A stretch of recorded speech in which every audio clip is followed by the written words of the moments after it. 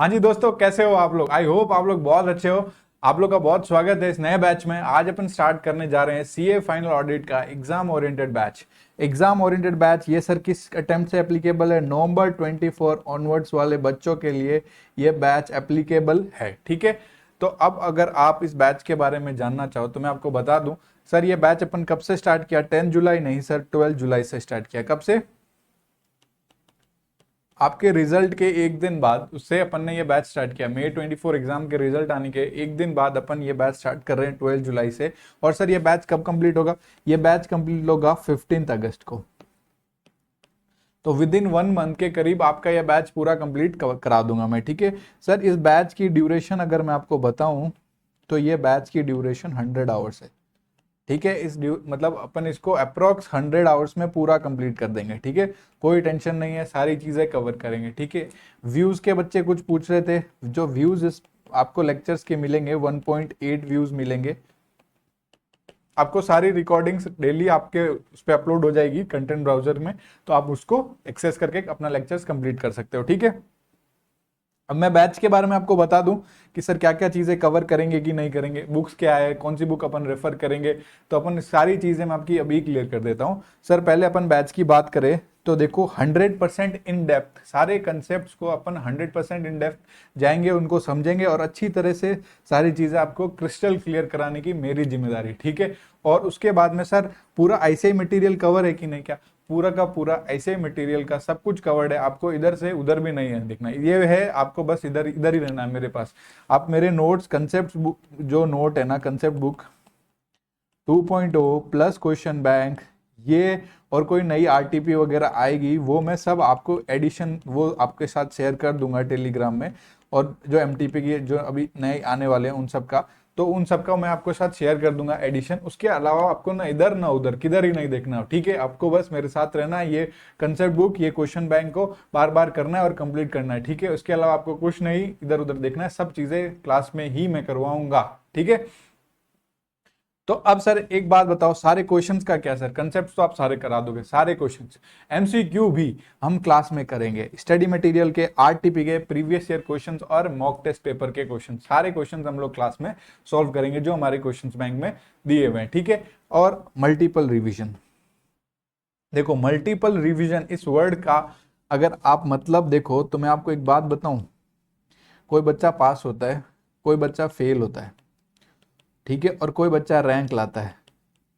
एक बात बताऊं, कोई भी बच्चा जो सीए फाइनल में है ना, आई कैन गारंटी यू ऐसा कोई कंसेप्ट नहीं है जो उसके दिमाग में नहीं जाएगा। इतना कुछ ऐसा आपने चीजें इतनी अलग नहीं है, इतनी कोई डिफिकल्ट नहीं है जो कोई भी बच्चा, कोई भी आप में मैं जो बच्चों ने सीए इंटर क्लियर किया है ना, तो आई कैन गारंटी उसमें उतना है पोटेंशियल कि सीए फाइनल ऑडिट का हर एक कंसेप्ट उसके दिमाग में जाएगा। ठीक है, और वो सारे कंसेप्ट समझाने की मेरी 100% जिम्मेदारी। तो प्रॉब्लम कहाँ है सर? प्रॉब्लम यह है कि कोई बच्चा पास होता है, कोई बच्चा फेल होता है और रैंक आता है। उसके पीछे एक ही रीजन है, उसने मल्टीपल रिवीजन किया कि नहीं किया। देखो एक बार मैं पढ़ाऊंगा, आपको भी अच्छा लगेगा, आप भी समझ जाओगे और खुश हो जाओगे, और थोड़े दिन उसको नहीं देखोगे तो वो गायब हो जाएगा। This is the magic of our subject. ठीक है, अगर ऑडिट को एक बार पढ़ा ना तो ट्रस्ट मी, और आपने ऑडिट नहीं पढ़ी। ऑडिट को आपको रेगुलर ही करना पड़ेगा। ठीक है, ऑडिट का रिवीजन आपको मल्टीपल रिवीजन, जितना बार बार बार बार बार बार आप ऑडिट को देखोगे, बार बार देखने की चीज है। इसको अगर छोड़ दिया तो आप लूट जाओगे, सच में लूट जाओगे। क्योंकि आपके अगर अभी देखो फर्स्ट ग्रुप के रिजल्ट्स में अब की बार भी यही हुआ कि ऑडिट में बच्चों के मार्क्स कम आए, इसी की वजह से उनके ग्रुप अटक गया। ठीक है, तो इसके साथ आप मजाक नहीं कर सकते। ठीक है, तो इसमें सबसे ज्यादा जरूरी है मल्टीपल रिवीजन, जो हम लोग क्लास में भी करेंगे और यूट्यूब पे भी आपको सारे चैप्टर्स के रिवीजन वीडियोस मिल जाएंगे। ठीक है, वेरी सिंपल, एकदम सही बात। सर और क्या मिलेगा हमें? और आपको मिलेंगे कलर नोट्स जो अपनी कंसेप्ट बुक 2.0 है, कंसेप्ट बुक 2.0। ठीक है, इसके बारे में भी मैं आपको इन डिटेल बुक के बारे में आपको पूरा बता दूंगा। क्वेश्चन बैंक की हार्ड कॉपी आपको मिलेगी। तो आपको क्वेश्चन बैंक जिसमें सारे क्वेश्चंस कवर्ड है, आपको वही क्वेश्चंस करने हैं जो नए एमटीपी आरटीपी और कोई क्वेश्चंस आएंगे तो वो मैं आपको उसके टेलीग्राम में एडिशन की फाइल बना के मैं आपके सबके साथ शेयर कर दूंगा। इसलिए टेलीग्राम पे कनेक्ट रहना प्लीज। अब आगे लिखा है मैंने full doubt support. Full doubt support मतलब क्या सर, हम मैसेज डाल देंगे आप रिप्लाई नहीं करोगे, ऐसा नहीं, ठीक है। फुल डाउट सपोर्ट में आप ये नंबर आज ही अपने कॉपी नोट्स पेन कहीं मतलब मोबाइल जहां पे भी आपको लिखना है ना, तो अपने लो पेन उठाओ और ये नंबर लिख लो 950 910 9815, ठीक है, 9509109815। ये नंबर आप सेव कर लो। आपको कोई भी दिक्कत हो ऑडिट रिलेटेड, कोई भी क्वेरी हो, आप अपने मेरे को इस नंबर पे टेक्स्ट कर दो, आपको वो क्वेरी का सॉल्यूशन मैं पूरा अच्छे से समझा दूंगा। नहीं होगा तो आपको खुद कॉल करके मैं समझा दूंगा, कोई दिक्कत नहीं। सर हमारे अब इसमें सर आप मेमोरी टेक्निक्स वगैरह यूज करोगे कि नहीं सर, बताओगे कि नहीं? मेमोरी टेक्निक्स जिससे आपको कंसेप्ट रिटेन रहे मैं यूज करूंगा, ठीक है। सारे मेमोरी टेक्निक्स जहाँ पे रिलेवेंट है वहाँ पे मैं मेमोरी टेक्निक्स बना रखी है। आपने अगर मेरे रिवीजन वीडियो देखे हो May 24 वाले, तो अगर आपको देखा होगा तो सारी उसी कंसेप्ट से लिंक्ड मैं मेमोरी टेक्निक्स बनाता हूँ। ऐसा नहीं कि मैं ए बी सी, ये देखो ये ए बी सी वाला जो भी है ना, इसकी जो मेमोरी टेक्निक्स बनाते हैं, माफ करना दोस्तों वो मैं नहीं करता, ना ही मैं बना सकता और ना ही मैं बनाऊंगा। तो अगर आप उस चीज के लिए आए हो तो आई एम रियली सॉरी, वो एबीसीडी वाली मेमोरी टेक्निक्स मेरे पास नहीं मिलेगी। टॉपिक से कंटेंट से रिलेटेड अपन अच्छी मेमोरी टेक्निक्स बनाएंगे और उसी को याद करेंगे, ठीक है। ऐसी 20-30 मेमोरी टेक्निक बना भी लीना तो वो एग्जाम के दिन कोई काम की नहीं है, ठीक है। तो वो चीज हम लोग बिल्कुल ही नहीं यहाँ पे करेंगे। बहुत ही मतलब अपन टॉपिक से रिलेटेड जिससे आपको चीजें समझ में आए और उसी से मेमोरी टेक्निक होगी, ठीक है। इस बैच की वैलिडिटी 6 मंथ्स होगी, ठीक है। आपको मैंने बता दिया इसकी वैलिडिटी 6 मंथ्स होगी। आपको अगर कोई और इन्फॉर्मेशन चाहिए तो ये आपको नंबर तो मैंने आपको दे दिए। इस वेबसाइट पे जाके आप लॉग मतलब चेक कर लो, आपको सारी इन्फॉर्मेशन मिल जाएगी, ठीक है। इधर भी मिल जाएगी, इधर भी मिल जाएगी। मेरे टेलीग्राम चैनल पर आप वहां पे भी जाके ज्वाइन कर लो, तो आपको कोई भी चीज़ों की दिक्कत हो या कोई भी क्वेरी हो आप वहां से भी मुझे पूछ सकते हो, ठीक है। बाकी मैंने नंबर शेयर कर दिया, आप कभी भी टेक्स्ट करो, कोई इशू नहीं है। अब देखो सर, एक बार मैं आपको अपनी कंसेप्ट बुक दिखा देता हूं। अपन अपना लेक्चर स्टार्ट करें, आज का पहला लेक्चर है सर। उससे पहले अपन मैं आपको देखो, ये सैंपल कंसेप्ट बुक है, इसमें क्या मैंने सारे चैप्टर्स के पेजेस आपको इसमें दे रखे हैं, तो आपको इजी समझ में आ जाएगा कि अपनी बुक कैसी है, ठीक है। अपना पूरे के पूरे कलर्ड बुक ये आपको जो मिलेगी इस क्लास के साथ, कलर्ड बुक मिलेगी। पूरा स्टडी मटेरियल कवरेज है, मैं आपको बता चुका हूँ। पूरा आईसीआई स्टडी मटेरियल पूरा कवर्ड है, इसमें आपको टेंशन लेने की जरूरत नहीं है सर ये बाकी रह जाएगा, इधर उधर आपको देखना ही नहीं है। ये book question bank more than enough, more than enough, more than enough, ठीक है। पूरा चार्ट फॉर्मेट देखोगे अगर आप, पूरी बुक मैंने चार्ट फॉर्मेट में बनाई है, ठीक है। टेबुलेटेड कंटेंट भी है, देखो चार्ट फॉर्मेट है, टेबुलेटेड कंटेंट, और ऐसे किया है सर। देखो ऑप्टिमाइज फॉर मैक्सिमम रिवीजन, इसका क्या मतलब है? देखो अगर आप देखोगे ना, बहुत सारा स्टैंडर्ड का पार्ट जो देखो, जैसे यहाँ पे आप अगर ये देखो, जैसे अगर स्टैंडर्ड देखो 560, तो आपको एक पेज पे पूरा ये स्टैंडर्ड कवर्ड है।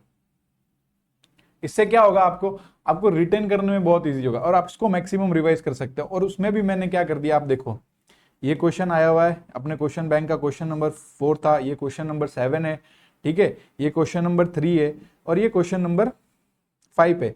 तो इससे आपको ये पता चल जाएगा ये वाले कंसेप्ट टेस्ट किए गए, और तो इनको तो छोड़ना ही नहीं है, इनको तो फिर याद करना है, इनको तो अब समझना भी है, इनको पूरा याद करना है, इनको जैसे भी है पूरा अपन को एकदम इसमें परफेक्शन चाहिए, इसमें अपन कोई भी बदमाशी नहीं करेंगे।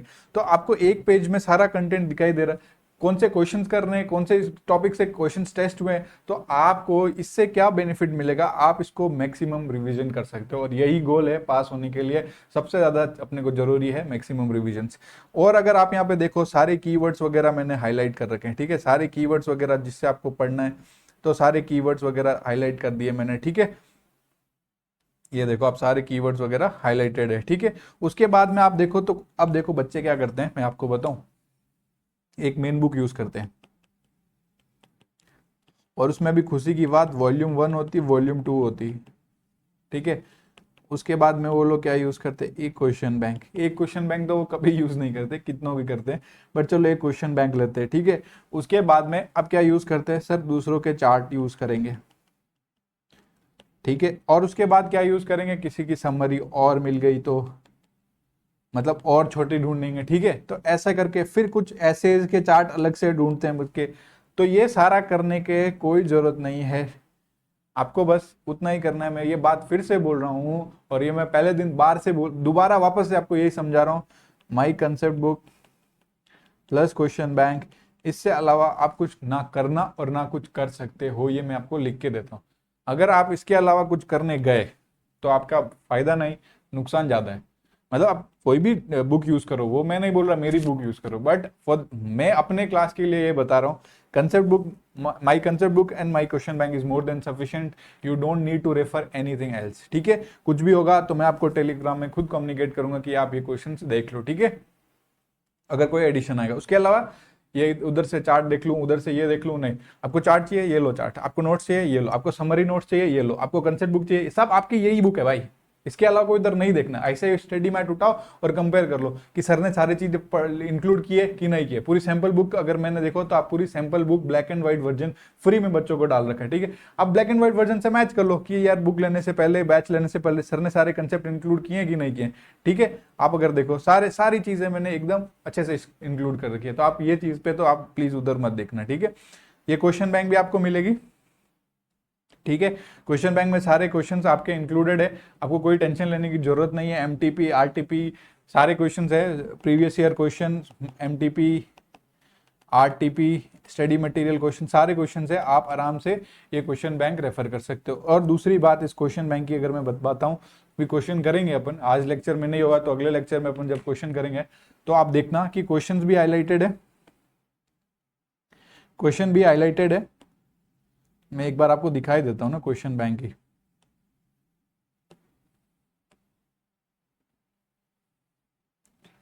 आप इधर आओ, जैसे चैप्टर 7 है ना, चैप्टर 7 में आप देखो, ये आपका ऐसे 700 है। इसमें से कौन सा पोर्शन आपके लिए इंपॉर्टेंट है क्वेश्चन में से, वो आपको इतना पढ़ने से ही क्वेश्चन समझ में आ जाएगा। ये सर आपने क्यों किया? एग्जाम डे के दिन आप सारा क्वेश्चन पढ़ोगे क्या? नहीं पढ़ोगे ना। और आप अपने से हाईलाइट करोगे तो अपनी मर्जी से कुछ भी हाईलाइट कर देते हो। कुछ बच्चे तो ऐसे हाईलाइट करते हैं, ऐसे ऐसे कि सब कुछ इंपॉर्टेंट है ना। ऐसे हाईलाइट नहीं होता है। सारी चीजें यहाँ पे मैंने अच्छे से हाईलाइट कर दी। फिर भी आप अपना हाईलाइटर यूज करके रिलेवेंट चीज आपको कुछ लगे कि जो याद रखनी है उतनी हाईलाइट करो और आगे बढ़ो, और टिक करते जाओ कितनी बार अपने इन क्वेश्चंस को कर लिया, बात खत्म। और कुछ नहीं करना। क्वेश्चन भी हाईलाइटेड है, आप अगर इधर देखो क्वेश्चन हाईलाइटेड, आंसर में भी वही पोर्शन हाईलाइटेड है, वही पोर्शन हाईलाइटेड है जो आपके कंसेप्ट बुक में से हाईलाइटेड है। ठीक है, लैंग्वेज मैंने चेंज नहीं की है। जो आईसीआई की लैंग्वेज, जो आईसीआई के सजेस्टेड आंसर, जो आईसीआई के आंसर है वही आंसर है। मैंने इसमें अपना दिमाग लगा के ये नहीं लिखा कि ये भी हो सकता है, ये पॉइंट एक्स्ट्रा है। वो फालतू चीज मैं नहीं करता। जो आईसीआई, आईसीआई किस पे बेस पे चेक करेगा? आपके आईसीआई के मटेरियल के बेस पे वो सेम चीजें होगी, वो तभी, और वही चीजें आप लिखोगे तो तभी आपको नंबर मिलेंगे, ऑब्वियस सी बात है। तो वो सारी चीजें आपको इसमें मिल जाएगी, इसकी भी कोई टेंशन नहीं है। ठीक है दोस्तों, तो आप अगर देखो तो क्वेश्चन बैंक का भी सैंपल अपने टेलीग्राम चैनल पर शेयर किया हुआ है, आप अच्छे से उसको देख लो। आप सारे ये चीजें देख लो, आप सारी चीजें हाईलाइटेड है, तो आपको अच्छे से हो जाएगा। ये हो गई अपने क्वेश्चन बैंक की बात।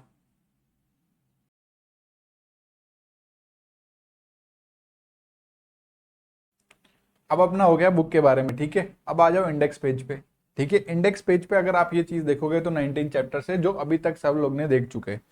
19 चैप्टर्स है, और इसमें तीनों मॉड्यूल, आईसीआई की मॉड्यूल 1, मॉड्यूल 2 और मॉड्यूल 3 तीनों कवर्ड है। ठीक है, अब आपको मैं एक चीज बताना चाहता हूं कि जो चैप्टर नंबर 1 से लेके चैप्टर नंबर 11 तक, ठीक है, ये स्टैंडर्ड का पार्ट है। सर 11 चैप्टर, हाँ 11 चैप्टर। इसमें 7.2 पे बस थोड़ा कारो और कंपनी ऑडिट का ज्ञान दिया है। कारो पूरा है और कंपनी ऑडिट है। तो आप ये 11 चैप्टर देखोगे, ये स्टैंडर्ड बेस्ड ही चैप्टर्स है और आईसीआई के सीक्वेंस में ही है। तो अब आपको एक बात बताता हूं मैं, यहाँ पे आओ, आप एक चीज देखो, वेटेज। ये मेरा नहीं है, आईसीआई का। चैप्टर 1 क्वालिटी कंट्रोल, जिसमें एसक्यूसी और 220 कवर किया आईसीआई ने। इसमें ऑडिटिंग प्रिंसिपल और ऑडिटर रेस्पॉन्सिबिलिटी चैप्टर नंबर 2, जिसमें 200 के कुछ ऐसे और 400 का कवर किया है। ठीक है, चैप्टर 3 प्लानिंग स्ट्रेटजी एग्जीक्यूशन। ठीक है, chapter 4 materiality risk assessment internal control, 5 audit evidence, 6 completion and review, 7 reporting के बारे में है, 8 में स्पेशलाइज एरियाज, मतलब ऐसे 800 की सीरीज, रिलेटेड सर्विसेज मतलब नॉन एश्योरेंस इंगेजमेंट्स, उसके बाद में रिव्यू ऑफ फाइनेंशियल इंफॉर्मेशन और prospective financial information and other assurance services, ये सारे स्टैंडर्ड फर्स्ट चैप्टर से लेके वो कारो और कंपनी ऑडिट का पोर्शन हटा दो, 11 चैप्टर्स कवर है। और एक चीज दिखाऊं मैं आपको, सर ये 11 चैप्टर साथ में दिया क्या, चैप्टर वाइज वेटेज नहीं दिया? नहीं, आईसीएआई ने नहीं दिया। अब तुम देखो इधर, मेरी बात ध्यान से सुनो, आईसीएआई ने क्या बोला, ये इसका वेटेज कितना है, 45 से लेके 55 तक, और जिसमें नीचे एक लाइन लिखी भी होगी कि 5 नंबर हम प्लस माइनस कर सकते हैं। तो एवरेज 60 नंबर का तो आप सोच के चलो इधर से आता ही आता है, फर्स्ट से 11 चैप्टर जो टोटली स्टैंडर्ड बेस्ड है। और स्टैंडर्ड बेस्ड क्वेश्चंस में मार्क्स सिक्योर करना कितना टफ है वो आप लोग अच्छे से जानते हो। आपको स्टैंडर्ड आता है, उनको जो लैंग्वेज चाहिए, उनको जो कीवर्ड्स चाहिए, वो आप अगर सही से नहीं लिख रहे हो तो आपका क्या होगा आपको पता है। तो और उसमें से भी 60 नंबर, एक दो क्वेश्चन आया नहीं, वैसे ही माइनस कर दो 2 क्वेश्चन को, तो वो आपको अगर समझ में ही नहीं आया तो आपने क्या किया, 50 नंबर का लिखा, उसमें से भी ये लोग पूरे नंबर नहीं देंगे अगर आपने कीवर्ड्स ढंग से नहीं लिखे, तो 25 नंबर। फिर पूछोगे सर हम फेल हो रहे हैं, हमारा कारण क्या है? कारण ये है कि पहले अपन स्टैंडर्ड उतने कम, May 24 से पहले थोड़े स्टैंडर्ड बेस्ड, तो स्टैंडर्ड तो जरूरी है, वो कोई डाउट नहीं है, बट स्टैंडर्ड पे अपना इतना होल्ड नहीं था तो चलता था। बट अब कोई चांस नहीं है, आपको स्टैंडर्ड पे होल्ड नहीं, एकदम अच्छे से, एकदम अच्छा होल्ड चाहिए, उनको आपको अच्छे से आना चाहिए, वरना आपको पता है क्या होता है। ठीक है, तो अब देख लो बाकी चैप्टर, डिजिटल ऑडिट जो एक क्वेश्चन आता है 4 नंबर का, ठीक है। उसके बाद group audit, bank audit, NBFC audit, PSU audit, internal audit, due diligence, investigation, ठीक है। अगर आप ये चैप्टर देखोगे जो स्पेशल ऑडिट के हिसाब से, due diligence, internal audit, PSU, bank, NBFC और ग्रुप ऑडिट, ये आपके कम से कम 17 से 24 मार्क्स, मतलब अपन इसको 20-25 मार्क्स का पकड़ के चलो, ठीक है। तो ये आते हैं, तो अभी समझो ये आपके इंक्लूडेड है। ये भी एक नया चैप्टर है जो अपने न्यू कोर्स में इन्होंने डाला है, इमर्जिंग एरिया, जो sustainable development goals, environment, social governance assurance के बारे में डील करता है, ठीक है, ईएसजी एश्योरेंस के बारे में डील करता है। तो ये चैप्टर 8 ये भी नया, इसका भी एक क्वेश्चन आता ही आता है, तो 4-5 नंबर का क्वेश्चन इसका आता ही है, ठीक है। और last and very important chapter जो आपसे का 17 से 24, मतलब 20-25 नंबर का तो पक्का ही है ये भी, और ये है professional ethics and liabilities of auditor, जो बहुत ही इंपॉर्टेंट चैप्टर है, ठीक है। ये आपको सारा वेटेज मैं टेलीग्राम पे ये आपको शेयर कर दूंगा, ठीक है, क्योंकि देखो गोल तो अपने को पता होना चाहिए ना, इस चैप्टर पे कितना टाइम देना, किस चैप्टर पे कितनी इंपॉर्टेंस देनी, सबको कवर करेंगे अपन, बट अपने को ये भी देखना है कि स्टैंडर्ड की अभी क्या है। मैं आपको यहाँ ये वेटेज क्यों दिखा रहा हूँ, पहले दिन वेटेज दिखा क्या मिल रहा, बट मैं आपको यही दिखा रहा हूँ कि अपने को स्टैंडर्ड पे होल्ड चाहिए, स्टैंडर्ड के साथ मजाक करेंगे अपना काम खराब हो जाएगा। तो देखो आपको मैं अभी जब बैच के बारे में बताऊँ ना, तो अपन पहले स्टैंडर्ड्स का पार्ट करेंगे। स्टैंडर्ड्स के पार्ट्स में भी मैं आपको पहले जैसे एक चैप्टर स्टैंडर्ड का कराया, उस एक मतलब पहले आपको मैं 2-3 चैप्टर तो मैं आराम से स्टैंडर्ड पे ही फोकस करूंगा, ठीक है। उसके बाद में मैं आप स्टैंडर्ड से थोड़ा बोर हो जाओगे तो कोई दूसरा चैप्टर कर लेंगे, उसके बाद वापस आएंगे अपन स्टैंडर्ड पे ही, ठीक है। तो अपना स्टैंडर्ड वाला पार्ट होल्ड हो जाएगा अच्छे से, फिर ये बाकी छोटे वाले चैप्टर्स भी कवर कर लेंगे, और प्रोफेशनल एथिक्स को भी बहुत अच्छे से करना है, फिर अपना ऑडिट कंप्लीट हो जाएगा। Very simple.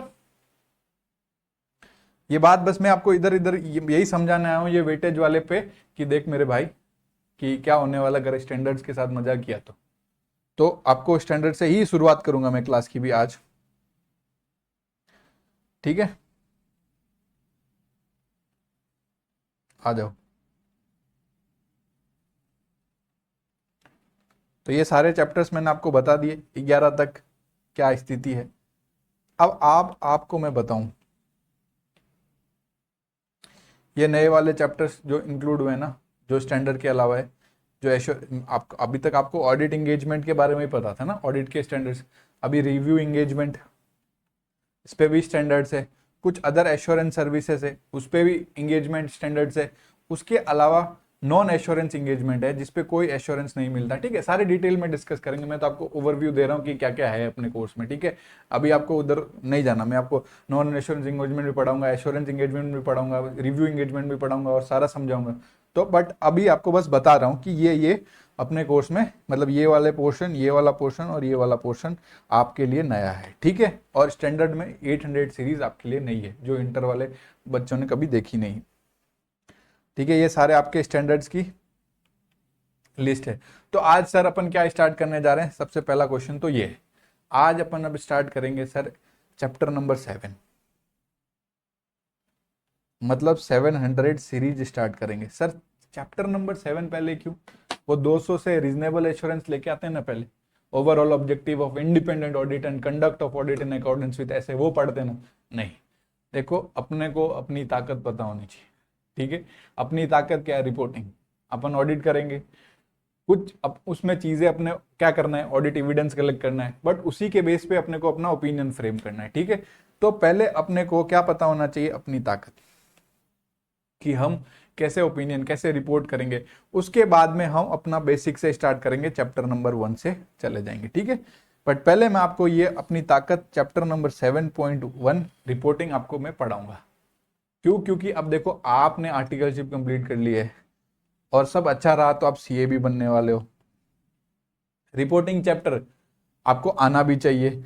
तो आज देखते हैं ना कि आपको कितनी रिपोर्टिंग आती, कितने आपको ऑडिट रिपोर्ट, अभी आपने ऑडिट की ना, 3 साल ऑडिट की, आपको पता है सफिशिएंट अप्रोप्रिएट ऑडिट एविडेंस चाहिए, रीजनेबल एश्योरेंस देना होता है, बहुत सारी चीजें हैं, ठीक है। प्लानिंग करनी है, स्ट्रेटेजी करना है, एग्जीक्यूशन करना है, ठीक है। आपने रिपोर्ट बनाई ना, नहीं बनाई तो कोई टेंशन नहीं है, अभी किसी ने कुछ किया ही नहीं है ऑडिट में तो भी कोई टेंशन नहीं है, मैं आपको समझाऊंगा, पढ़ाऊंगा, वो सारी बातें है, कोई टेंशन नहीं है। बट अपने को तो ये पता होना चाहिए ना यार, ये अपन रिपोर्ट में करने क्या जा रहे हैं। अपने हिसाब से काम नहीं हुआ, अब मतलब अपने हिसाब से काम क्या मतलब, अपने अपन उसको चेक करेंगे, ऑडिट करेंगे, जो चीजें एप्लीकेबल है, जो चीजें हमारे पास है, जो जो पावर है हमारे पास, उसके हिसाब से हम क्या करेंगे, रिपोर्ट्स को मॉडिफाई करते हैं, अपना ओपिनियन फ्रेम करते हैं, राइट। तो ये कैसे है, पूरी रिपोर्ट क्या है, रिपोर्ट के एलिमेंट्स क्या है, पूरी 700 सीरीज कवर करेंगे, ठीक है दोस्तों। अब आंख बंद करके आ जाओ और अब पढ़ाई करते हैं बस।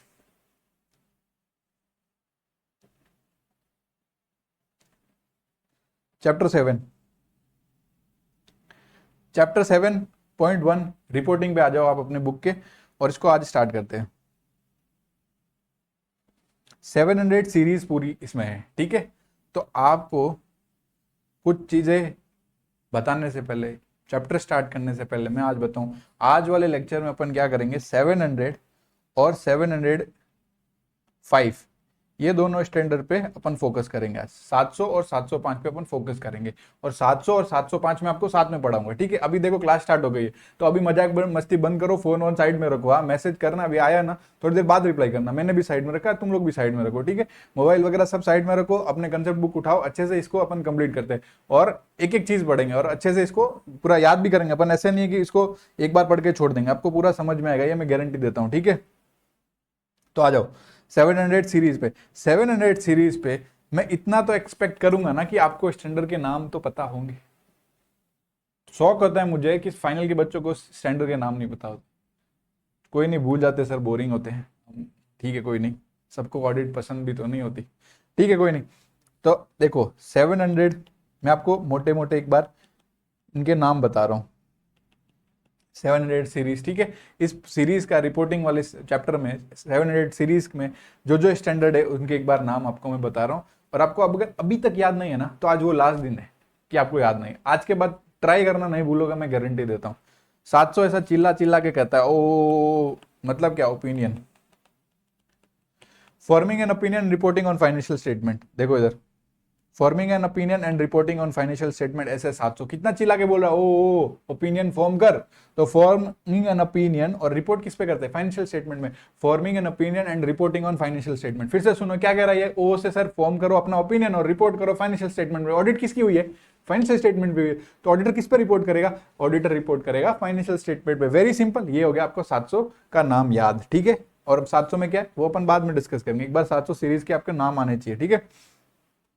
सर 701, एक काम की बात बताओ, एक काम की बात को इंग्लिश में क्या बोलते हैं सर, की ऑडिट मैटर्स, KAM, की ऑडिट मैटर्स क्या है सर, ऐसे 701। तो इसमें क्या होता है, कम्युनिकेट करने आपको की ऑडिट मैटर्स, इधर आओ तो,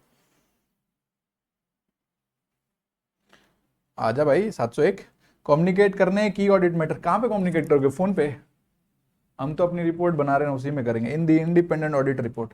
701 का नाम क्या है, कम्युनिकेटिंग की audit matter in the independent audit report, ठीक है। जो आप ऑडिट रिपोर्ट बना रहे हो उसमें हम क्या करेंगे, कम्युनिकेट करेंगे की ऑडिट मैटर्स क्या होते हैं, डिटेल में पढ़ेंगे, कोई टेंशन नहीं है। पहले आपको स्टैंडर्ड के नाम देख लो, क्योंकि अभी पता होने चाहिए, अभी तक नहीं पता है तो आज लास्ट दिन, आप याद कर लो, सारे याद हो जाएंगे अभी। उसके बाद में सर 705, सर 700 में तो ओ था ओपिनियन, ये 5 ला के क्या कर दिया आपने, मॉडिफाई कर दिया opinion, modification to the opinion in the independent audit report. इधर आओ,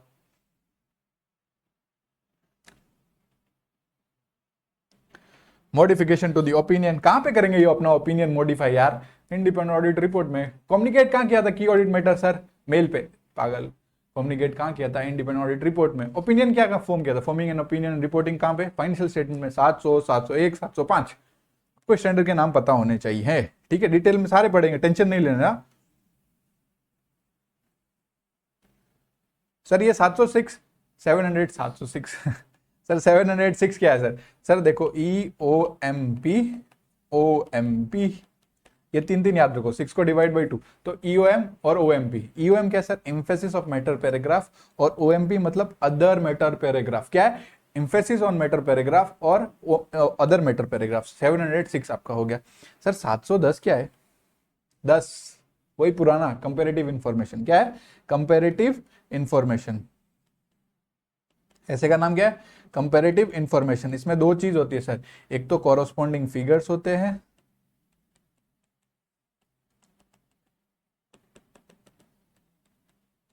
और दूसरा क्या होता है सर, कंपेरेटिव एफएस होता है, कंपेरेटिव एफएस। ठीक है, कोई दिक्कत नहीं, आपको नहीं आता कोई टेंशन नहीं है, मैं नाम सुना रहा हूं, नाम सुनो ना यार, इंट्रोड्यूस करा रहा हूं, मिलो इनसे। सर 720 क्या है, ये सर दूसरा, दूसरे को इंग्लिश में क्या बोलते हैं, अदर। ओहो, दूसरा मतलब अदर, दूसरा क्या है सर, ओ में अदर इंफॉर्मेशन, तो ऑडिटर की responsibility regarding to the other information. हाँ सर, सही बोला क्या सर आपने, इधर दिखाओ ना 720, 710 देखो, कंपैरेटिव इंफॉर्मेशन, दो चीज बताई थी, कॉरस्पॉन्डिंग फिगर्स होते हैं और कंपैरेटिव फाइनेंशियल स्टेटमेंट होते हैं। और 720 ऑडिटर की रेस्पॉन्सिबिलिटी है सर, किसके रिलेशन में सर, किसके relating, relating to other information. Other information क्या होता है क्या नहीं होता है, अभी तो नहीं, मैं 700 बढ़ाऊंगा, पहले 720 थोड़ी बढ़ाऊंगा, बट आपको ये सीरीज याद होनी चाहिए थी, ये सीरीज पता होनी चाहिए कि ऐसे 700 सीरीज में एक बार अपने आंख बंद करो और वापस इधर आओ। 700 में क्या था, फॉर्मिंग एन ओपिनियन और रिपोर्ट कर रहे हैं फाइनेंशियल स्टेटमेंट, अपना ओपिनियन फॉर्म करेंगे और रिपोर्ट करेंगे फाइनेंशियल स्टेटमेंट में। 701 में क्या था सर, एक काम का मैटर की ऑडिट मैटर कम्युनिकेट करेंगे, किसमें कम्युनिकेट करेंगे सर, अपने रिपोर्ट में, इंडिपेंडेंट ऑडिट रिपोर्ट में। 700 सर था सर, उसमें मैंने 5 लाके क्या किया, हमने मॉडिफाई कर दिया, modification to the opinion in the independent audit report, ऐसे ही पढ़ने का भाई। उसके बाद 706 में सर, 706 में दो चीज है सर, ईओएमपी ओएमपी, बात खत्म करो ना सर। 10 सर वो पुराना कंपैरेटिव इंफॉर्मेशन, कंपैरेटिव इंफॉर्मेशन में आपने सर दो चीज बताई थी, हम लोग को पता है sir, corresponding figure, comparative financial statement. Sir 720 other information, other information किसके sir, auditor responsibility relating to other information. ये आपके 700 सीरीज के स्टैंडर्ड, ये अपन 2 या 3 दिन में पूरे विद क्वेश्चंस कवर करने जाएंगे रिपोर्टिंग वाले चैप्टर में, तो आपको पता होना चाहिए था 700 सीरीज के बारे में, इसीलिए मैंने एक बार आपको सीरीज के बारे में बताया। अब मैं आपको कुछ टर्म्स के बारे में बताऊंगा।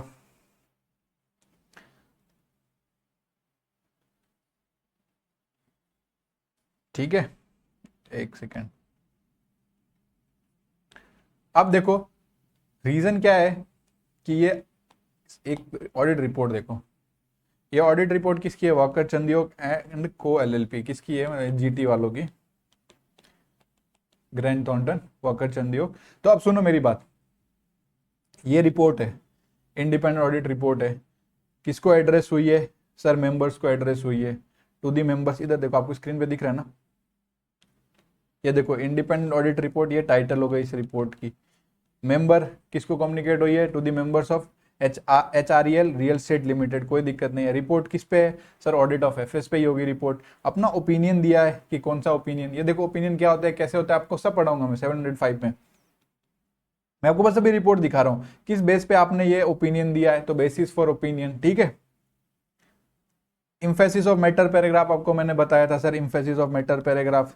Sir information other than financial statement and auditor report, क्यों सर, इंफॉर्मेशन अगर फाइनेंशियल स्टेटमेंट के अलावा, information other than financial statement and auditor report, अगर कोई इंफॉर्मेशन है तो हम इस वाले सेक्शन में रिपोर्ट करेंगे। ठीक है, रेस्पॉन्सिबिलिटी क्या है, management regarding for the financial statement, मतलब फाइनेंशियल स्टेटमेंट के रिलेशन में उसकी क्या रेस्पॉन्सिबिलिटी है। देखो बड़ी सही चीज है ये रिपोर्ट है, अपने को पता होना चाहिए, रिपोर्ट तो अपने बनाई है ऑडिट में, है ना। और आई नो बहुत सारे बच्चों को पता है, अच्छे से बनाई भी है, और बहुत सारे बच्चों को पता ही नहीं है क्या है ना।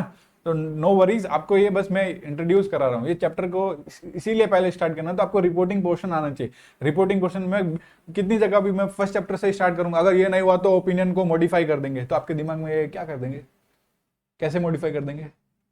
आपको सर रीजनेबल एश्योरेंस पढ़ना है 200 में, है ना, ओवरऑल ऑब्जेक्टिव, तो रीजनेबल एश्योरेंस तो अपने को पता है 100% एश्योरेंस नहीं होता, राइट। 200 में मेजर फोकस तो वही है, बट आप तो हर जगह ये लिखोगे कि ऐसा नहीं हुआ तो ओपिनियन को मॉडिफाई कर देंगे, तो भैया आप पहले ओपिनियन पढ़ते हैं, फिर अपन बाकी स्टैंडर्ड्स पे ध्यान देंगे। तो कोई दिक्कत नहीं सर। ये सारे अपना इधर देखो, रिपोर्ट किस पे, other legal and regulatory requirement पे, ठीक है सर। यहाँ पे फॉर वर्कर चंदियोक एंड को chartered accountant firm registered number, उसके बाद में विजय डी जैन, तो उन्होंने साइन कर दिया, अपना मेंबरशिप लिख दिया, ये पार्टनर है, UDIN unique document identification number, place Mumbai city जो है, और डेट। ये आपको मैं रिपोर्ट बस एक बार ओवरव्यू दिखाया है, ठीक है। अब इस रिपोर्ट को समझना चाहिए ना, क्योंकि ये बनाने का काम तो अपना है, फाइनेंशियल स्टेटमेंट की ऑडिट तो कर लिया अपन ने, बट ये रिपोर्ट बनाने का काम अपना है, तो अपने को रिपोर्टिंग आनी चाहिए, ठीक है। तो इसीलिए अपन इस चैप्टर को आज अच्छे से देखेंगे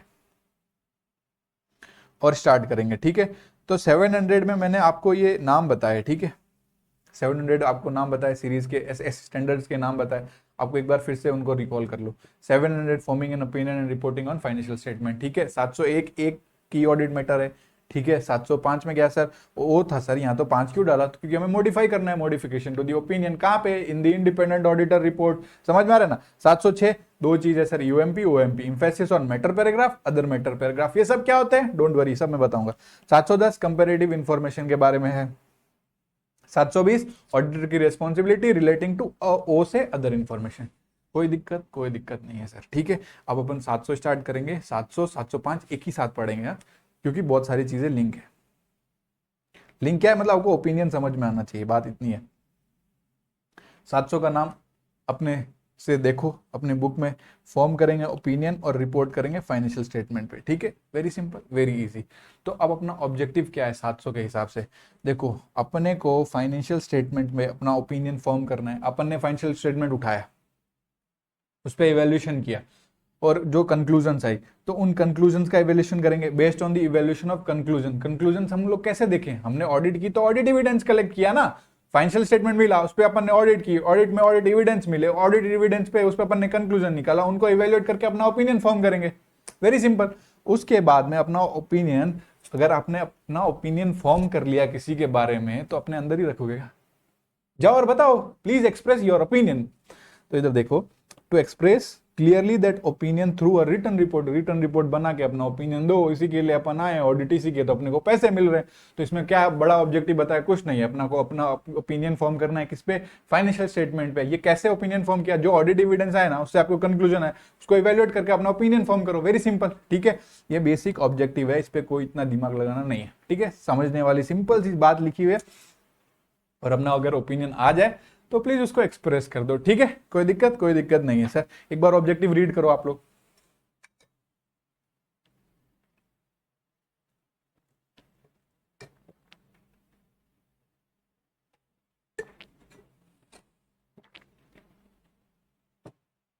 रीड तो किया नहीं होगा तुम लोग ने ठीक है।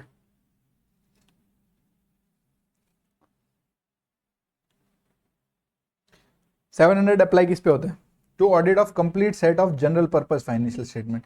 ये जनरल पर्पस फाइनेंशियल स्टेटमेंट क्या सर, क्या होता है ये? बहुत अच्छा चल रहा था, ओपिनियन फॉर्म कर देंगे, फाइनेंशियल स्टेटमेंट, जनरल पर्पस कहाँ से आ गया? तो सर सुनो, वो फाइनेंशियल स्टेटमेंट जो जनरल पर्पस फ्रेमवर्क से बना है। अच्छा, जनरल पर्पस फ्रेमवर्क क्या है, स्पेशल पर्पस फ्रेमवर्क क्या है, अब बताऊँ, ये भी बच्चों को नहीं पता होता है ना। कोई दिक्कत नहीं। देखो, जनरल पर्पस फ्रेमवर्क और स्पेशल पर्पस फ्रेमवर्क।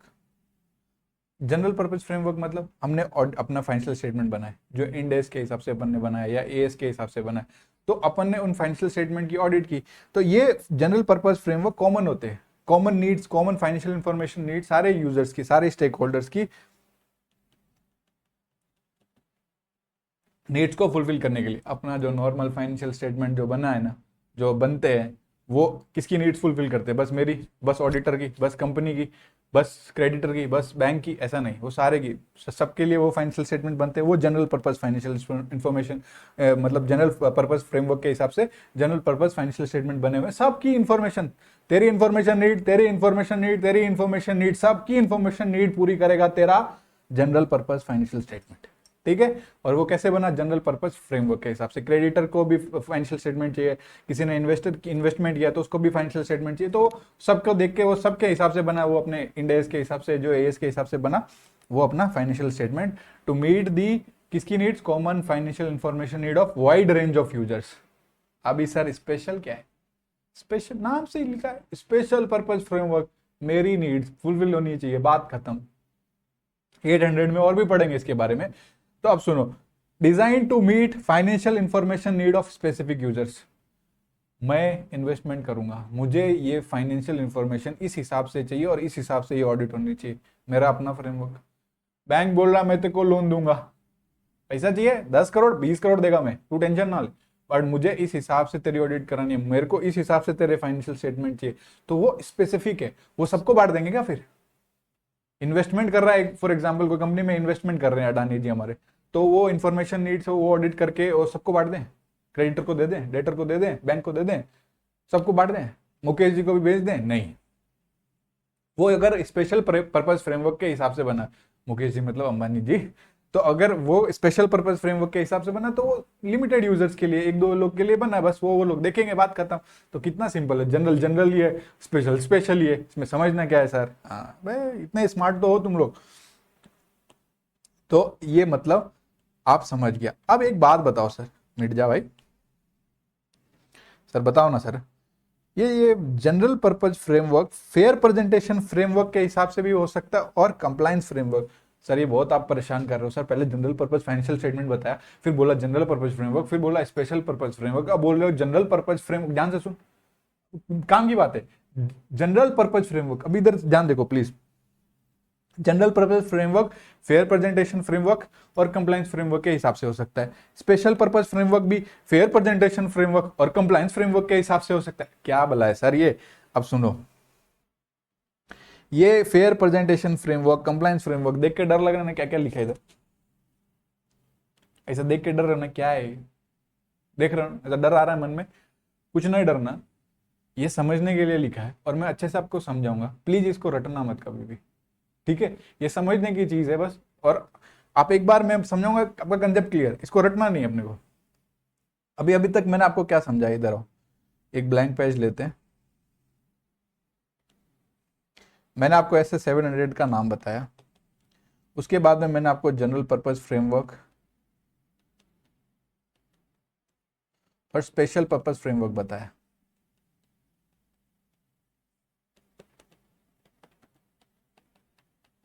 ठीक है,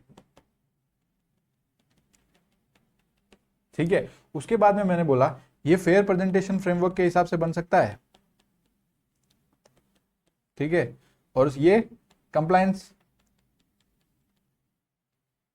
फ्रेमवर्क के हिसाब से भी बन सकता है। देखो, compliance framework fair presentation framework के हिसाब से। और अब ये क्या लिख रहा हूं सर, इधर देखो, स्पेशल पर्पस फ्रेमवर्क भी फेयर प्रेजेंटेशन फ्रेमवर्क और कंप्लायंस फ्रेमवर्क के हिसाब से बन सकता है। मैंने शॉर्ट में लिख दिया, लोड मतलब ये फेयर प्रेजेंटेशन और ये कंप्लायंस फ्रेमवर्क में दोनों हिसाब से बन सकता है। तो ये बताओ, इसको रटना नहीं, मैं पहले ही बोल रहा हूँ, कुछ बच्चे का ऐसा समझने से पहले उनको तो ये जल्दी रहती है रटना, इसको it use to refer FRF that, ऐसा कभी मत करना। जहाँ पे करना होगा बता दूंगा, ये वाला टेक्निक में ऑडिट वैसे मत पढ़ो, जहाँ पे रटना आएगा आपको, ऐसा वो होता है ना, वो मैं बताऊंगा, उसकी मेमोरी टेक्निक्स भी बताऊंगा। ये समझने वाली चीज़ है और इंटरेस्टिंग चीज़ है। फेयर प्रेजेंटेशन फ्रेमवर्क मतलब जो हम लोग फॉलो करते हैं, ठीक है, उसमें है ना बहुत सिंपल सा है, उसमें साफ साफ ये लिखा हुआ होगा कि अगर आपको अचीव करना है फेयर प्रेजेंटेशन फ्रेमवर्क, आपको फेयरली प्रेजेंट करना है, fair to achieve fair presentation किसका, फाइनेंशियल स्टेटमेंट का, तो इसमें एक्नोलेज एक्सप्लिसिटली, ये फ्रेमवर्क एक्सप्लिसिटली बोलेगा, सीधा सीधा बोलेगा, ओ भाई अगर तेरे को अचीव करना है ना fair presentation of financial statement, तो ये चीजें होनी चाहिए। या फिर इंप्लाई करेगा, मतलब सीधा नहीं बोलेगा लेकिन इम्प्लिसिट, मतलब इम्प्लिसिटली बोलेगा, मतलब सीधा नहीं, उसका implied, to be implied, implied, ये नहीं तो इसका मतलब ये समझ लेना, ऐसा समझ रहे हो। और एक्सप्लिसिट मतलब सीधा बोल रहा है ये चीज, और इम्प्लिसिट मतलब टू बी इम्प्लाइड। ठीक है, कि अगर आपको अचीव करना है क्या, फेयर प्रेजेंटेशन किसका, फाइनेंशियल स्टेटमेंट का जो नेसेसरी है, तो उसमें आप क्या कर सकते हो, it may be necessary for management to provide disclosure beyond those specifically required by the framework. अब देखो हर एक फ्रेमवर्क डिस्क्लोजर्स बताता है, ये चीजों का डिस्क्लोजर करो यूजर्स के लिए, ये चीजों का डिस्क्लोजर करो। ठीक है, पर इसमें क्या होता है, अगर आपको अचीव करना है fair presentation of financial statement, हाँ वो तो सर इसमें भी करना है, इसमें भी करना है, मतलब फाइनेंशियल स्टेटमेंट आपका फेयर प्रेजेंटेशन होना चाहिए, वो तो सिंपल सी बात है। तो अगर आपको फेयर प्रेजेंटेशन के लिए अगर आपको लगता है कि डिस्क्लोजर्स और भी डाल दूं, अगर इन्होंने बोला ये डिस्क्लोजर डालो, उसके अलावा भी मेरे को लगता है और डिस्क्लोजर ये चीज और डाल सकता हूँ, ये और चीज और ऐड कर सकता हूँ बियॉन्ड, मतलब specifically required bye framework. Framework ने तो बोला ये डिस्क्लोजर, बट आपको लगता है, मैनेजमेंट को लगता है कि ये चीज और डिस्क्लोज कर सकता हूं मैं। ध्यान से सुन लो, सीधी सी बात इसमें यही है कि अगर आपको अचीव करना है fair presentation of financial statement, आपको लगता है अगर उसके फेयर प्रेजेंटेशन के लिए कुछ और डिस्क्लोजर डालना है जो उस फ्रेमवर्क में बोला है उसके अलावा बियॉन्ड, तो मैं डाल दूं क्या? हाँ डालना, फेयर प्रेजेंटेशन फ्रेमवर्क में अलाउड है, ये आपका फेयर प्रेजेंटेशन फ्रेमवर्क है। ठीक है सर, इसमें थोड़ा बहुत डिपार्ट भी कर सकते हैं, मतलब थोड़ा बहुत अलग से हटके, अगर इन्होंने कहा इस तरीके से तो थोड़ा तरीका भी चेंज कर सकते हैं, जो फ्रेमवर्क की रिक्वायरमेंट है उससे थोड़ा डिपार्ट करके, अगर आपको फ्रेमवर्क को फेयर प्रेजेंटेशन अचीव करने में थोड़ा डिपार्चर कर रहे हो उससे, मतलब थोड़ा जो आपको कंडीशन दी है उसे हट के, उसको फॉलो नहीं करके और कुछ करके, अगर आपको लगता है ये इसके फेयर प्रेजेंटेशन के लिए जरूरी है, कर लूं क्या मैं सर? ये कहता है फेयर प्रेजेंटेशन फ्रेमवर्क कर ले। इनका कहना है कि फेयर प्रेजेंटेशन होना चाहिए एंड इफ यू थिंक कि उससे अगर हम एडिशनल डिस्क्लोजर कर रहे हैं कर ले, कोई दिक्कत नहीं, थोड़ा बहुत ना एडिशनल डिस्क्लोजर करना है कर लो, कोई दिक्कत नहीं, थोड़ा डिपार्ट करूं चलेगा क्या, कहता है कर लो। इसमें भी यही कहा है, एक्नोलॉज करता है एक्सप्लिसिटली या इम्प्लिसिटली, अगर मैनेजमेंट को लगता है कि वो डिपार्ट करे किससे, जो रिक्वायरमेंट दी है फ्रेमवर्क से, डिपार्ट करे क्या करो, कोई दिक्कत नहीं। मैंने क्या बोला था, इसको रटना नहीं है। फेयर प्रेजेंटेशन फ्रेमवर्क में बहुत सिंपल सी बात है कि अगर आपको अचीव करना है, अब मेरी बात सुनो, आपको कंसेप्ट क्लियर अभी तक नहीं समझ में आया, आ जाना चाहिए था, अगर अभी भी नहीं आया ये लास्ट चांस सुनो। फेयर प्रेजेंटेशन फ्रेमवर्क में अगर आपको अचीव करना है, हाँ सर फेयर प्रेजेंटेशन फ्रेमवर्क अपने को अचीव करना है, तो और मैनेजमेंट को लगता है टू अचीव फेयर प्रेजेंटेशन, तो क्या करना है, आप डिस्क्लोजर जो फ्रेमवर्क में डिस्क्लोजर दिया उससे अलावा भी डिस्क्लोजर दे सकते हैं क्या, उससे बियॉन्ड दे सकते हैं, दे दे सर थोड़ा डिपार्चर करूँ क्या, जो इसने रिक्वायरमेंट बोला, इसने बोला ये रिक्वायरमेंट है, मैं थोड़ा डिपार्ट करूँ क्या, कोई दिक्कत नहीं, तो वो आप कर सकते हो। ये मतलब रेयर सर्कमस्टांसेस में ही डिपार्चर है, समझ रहे हो, ऐसा नहीं है कि उसको फॉलो ही नहीं करे, वो तो कोई तरह से सही नहीं हुआ ना, थोड़ा आप कर लो, थोड़ा चलता। ठीक है, अभी कंप्लायंस फ्रेमवर्क बोलेगा चुप, क्या दिया, ये चार चीज डाल, बात खत्म, आगे बढ़।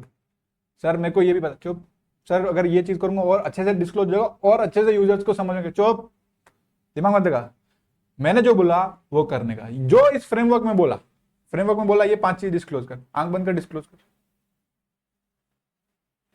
फ्रेमवर्क ने बोला ये, फ्रेमवर्क ने बोला ये चीज चाहिए डिस्क्लोज कर, इसमें कुछ ए बी सी डी नहीं, समझ रहे हो, उसमें क्या है, does not contain the acknowledgement जो गिवन इन 1 और 2, जो ये 1 और 2 में ये जो आप कर रहे थे ना, कृपया यहाँ पे ना करें, इसमें आप वही करें जो आपको बताया गया है। कितना सिंपल है, एक बार रीड करो, नहीं समझ में आता है तो आप देखना और मेरे नंबर पर ही टेक्स्ट कर देना। ठीक है, एक बार रीड कर लो फेयर प्रेजेंटेशन फ्रेमवर्क और कंप्लायंस फ्रेमवर्क को, आप एक बार रीड करो।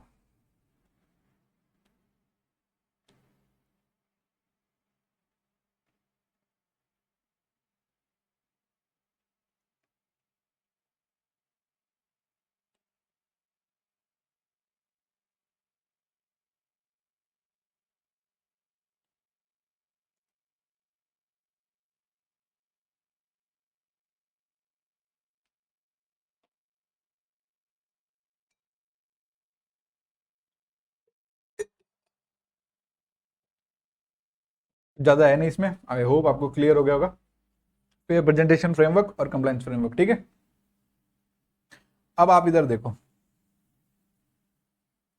मैंने आपको बोला था मैं 700 और 705 आपको एक साथ पढ़ाऊंगा, है ना, तो आपने को ये फेयर प्रेजेंटेशन फ्रेमवर्क और कंप्लायंस फ्रेमवर्क समझ में आया। फेयर प्रेजेंटेशन में थोड़ा डिपार्चर चलता है, और अगर एडिशनल डिस्क्लोजर करना है ना, जो डिस्क्लोजर दिए हैं उससे अलग से डिस्क्लोजर करना है करो, कंप्लायंस फ्रेमवर्क में जो दिया वही करने का। फॉर एग्जाम्पल आपको C&AG का कोई है, कोई गवर्नमेंट का ऑडिट, उनके रिक्वायरमेंट से ये 5 चीजें चेक होनी चाहिए और इन 5 चीजों का ये डेटा चाहिए, तो आप उसके हिसाब से दो, आपको एडिशनल डिस्क्लोजर नहीं देना है।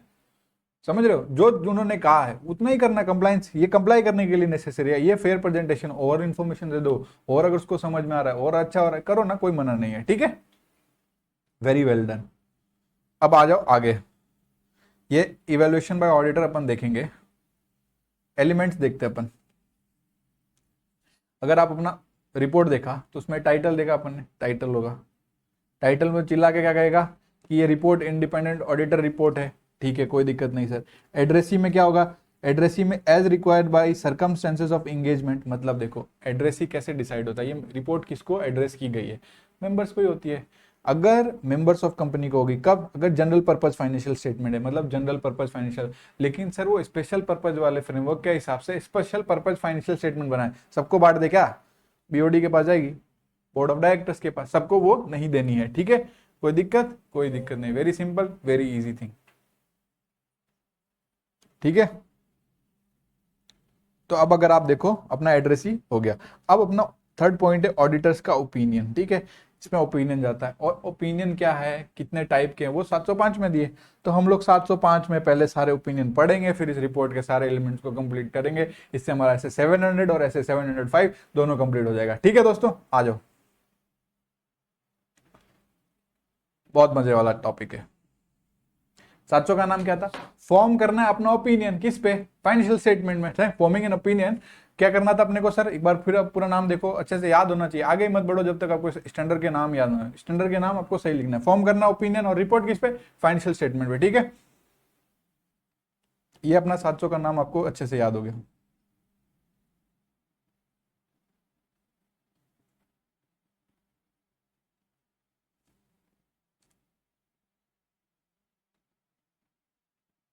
सर 705 में आपने ना, एक चीज बताता हूं मैंने ना क्या किया है, हर जगह क्यों लिखा है और क्वेश्चन नंबर ही नहीं लिखा, बस, और ये बस इसी ऐसे 700 पूरे बुक में, ये आपने ऐसा क्यों किया सर, इसका हर एक कंसेप्ट आपको आना चाहिए, इसमें नो इफ देर नो ऐसा ये वाला फोकस करना है वो वाला पूरा फोकस करना है, सब आना चाहिए इसमें, आपको अच्छे से आना चाहिए, ठीक है, इसीलिए तो अपन इसको अच्छे से करते हैं। सर हम अपना ओपिनियन मॉडिफाई कर देंगे, modification to the opinion in the independent audit report, independent audit report में करेंगे ना, ठीक है, अभी मस्त है, अच्छा टॉपिक है, ध्यान से सुनो मेरी बात, ठीक है। तो रिपोर्ट को हम कर देंगे मॉडिफाई, रिपोर्ट को कर देंगे मॉडिफाई, मॉडिफाई मतलब हम अलग ओपिनियन देंगे, ठीक है, तो कि उसमें अनमॉडिफाइड ओपिनियन नहीं देंगे, ठीक है, उसमें हम क्या करेंगे मॉडिफाइड ओपिनियन देंगे, कौन सा ओपिनियन देंगे, मॉडिफाइड ओपिनियन देंगे। तो वो सर मॉडिफाइड ओपिनियन मतलब वो वाले मैटर जो ऑडिटर के ओपिनियन को अफेक्ट करे हैं, तभी इसीलिए वो मॉडिफाइड ओपिनियन दे रहा है, मॉडिफाइड रिपोर्ट बना रहा है, हाँ सिंपल सी बात है। तो सर ये 3 टाइप के हो गए ओपिनियन,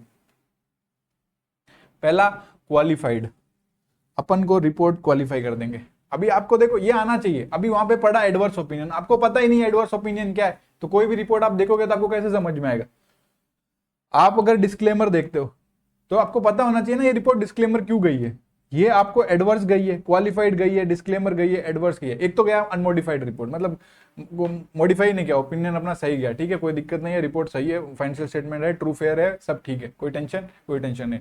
बट अपने को लगता है कि अब अपने को रिपोर्ट में पंगा है, अपन ने ऑडिट किया, अपने को पंगा मिला, कोई गलती मिली, मटेरियल मिस स्टेटमेंट मिला, मिस स्टेटमेंट मिली, क्या करें उनका, कौन सा पावर यूज करें, अपना अपना पावर तो है कि अपन अपना ओपिनियन मॉडिफाई कर देंगे, तो सर कौन सा ओपिनियन देंगे बताओ ना, कब से परेशान कर रहे हो, इधर आओ, क्वालिफाइड ओपिनियन बता दिया है सर आपने, फिर बोल रहे हो, कोई नहीं, क्वालिफाइड ओपिनियन, डिस्क्लेमर ओपिनियन और एडवर्स ओपिनियन, ये 3 दे देंगे, ठीक है। अब एक बात बताओ, आपने ऑडिट की, आपने ऑडिट की सर, ऑडिट की, आपको पूरे के पूरे सबूत मिल गए, सबूत किस चीज के, obtained sufficient and appropriate audit evidence, sufficient and appropriate audit evidence, audit evidence आपको पता है क्या है, ऑडिट करते समय जो हमने एविडेंस के लिए, सफिशिएंट एंड अप्रोप्रिएट,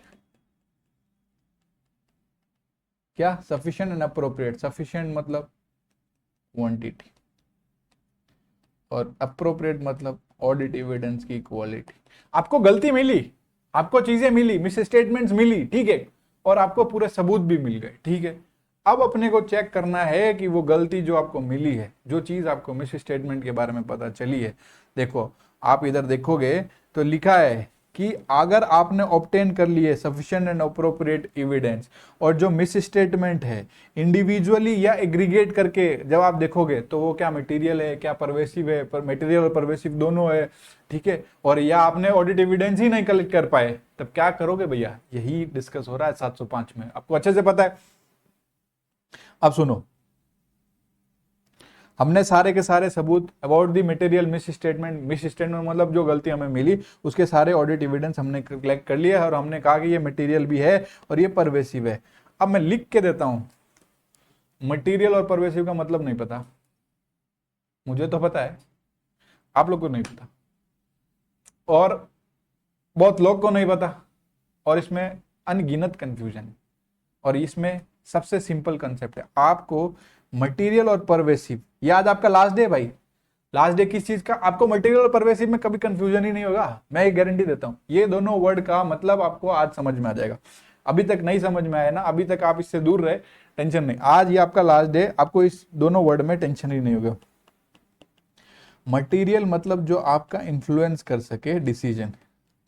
सर यहाँ आप कौन है? सर आप है यहाँ पे यूजर्स, यूजर्स का डिसिप्लिन मतलब यूजर्स का डिसीजन इन्फ्लुएंस हो जाए, ठीक है।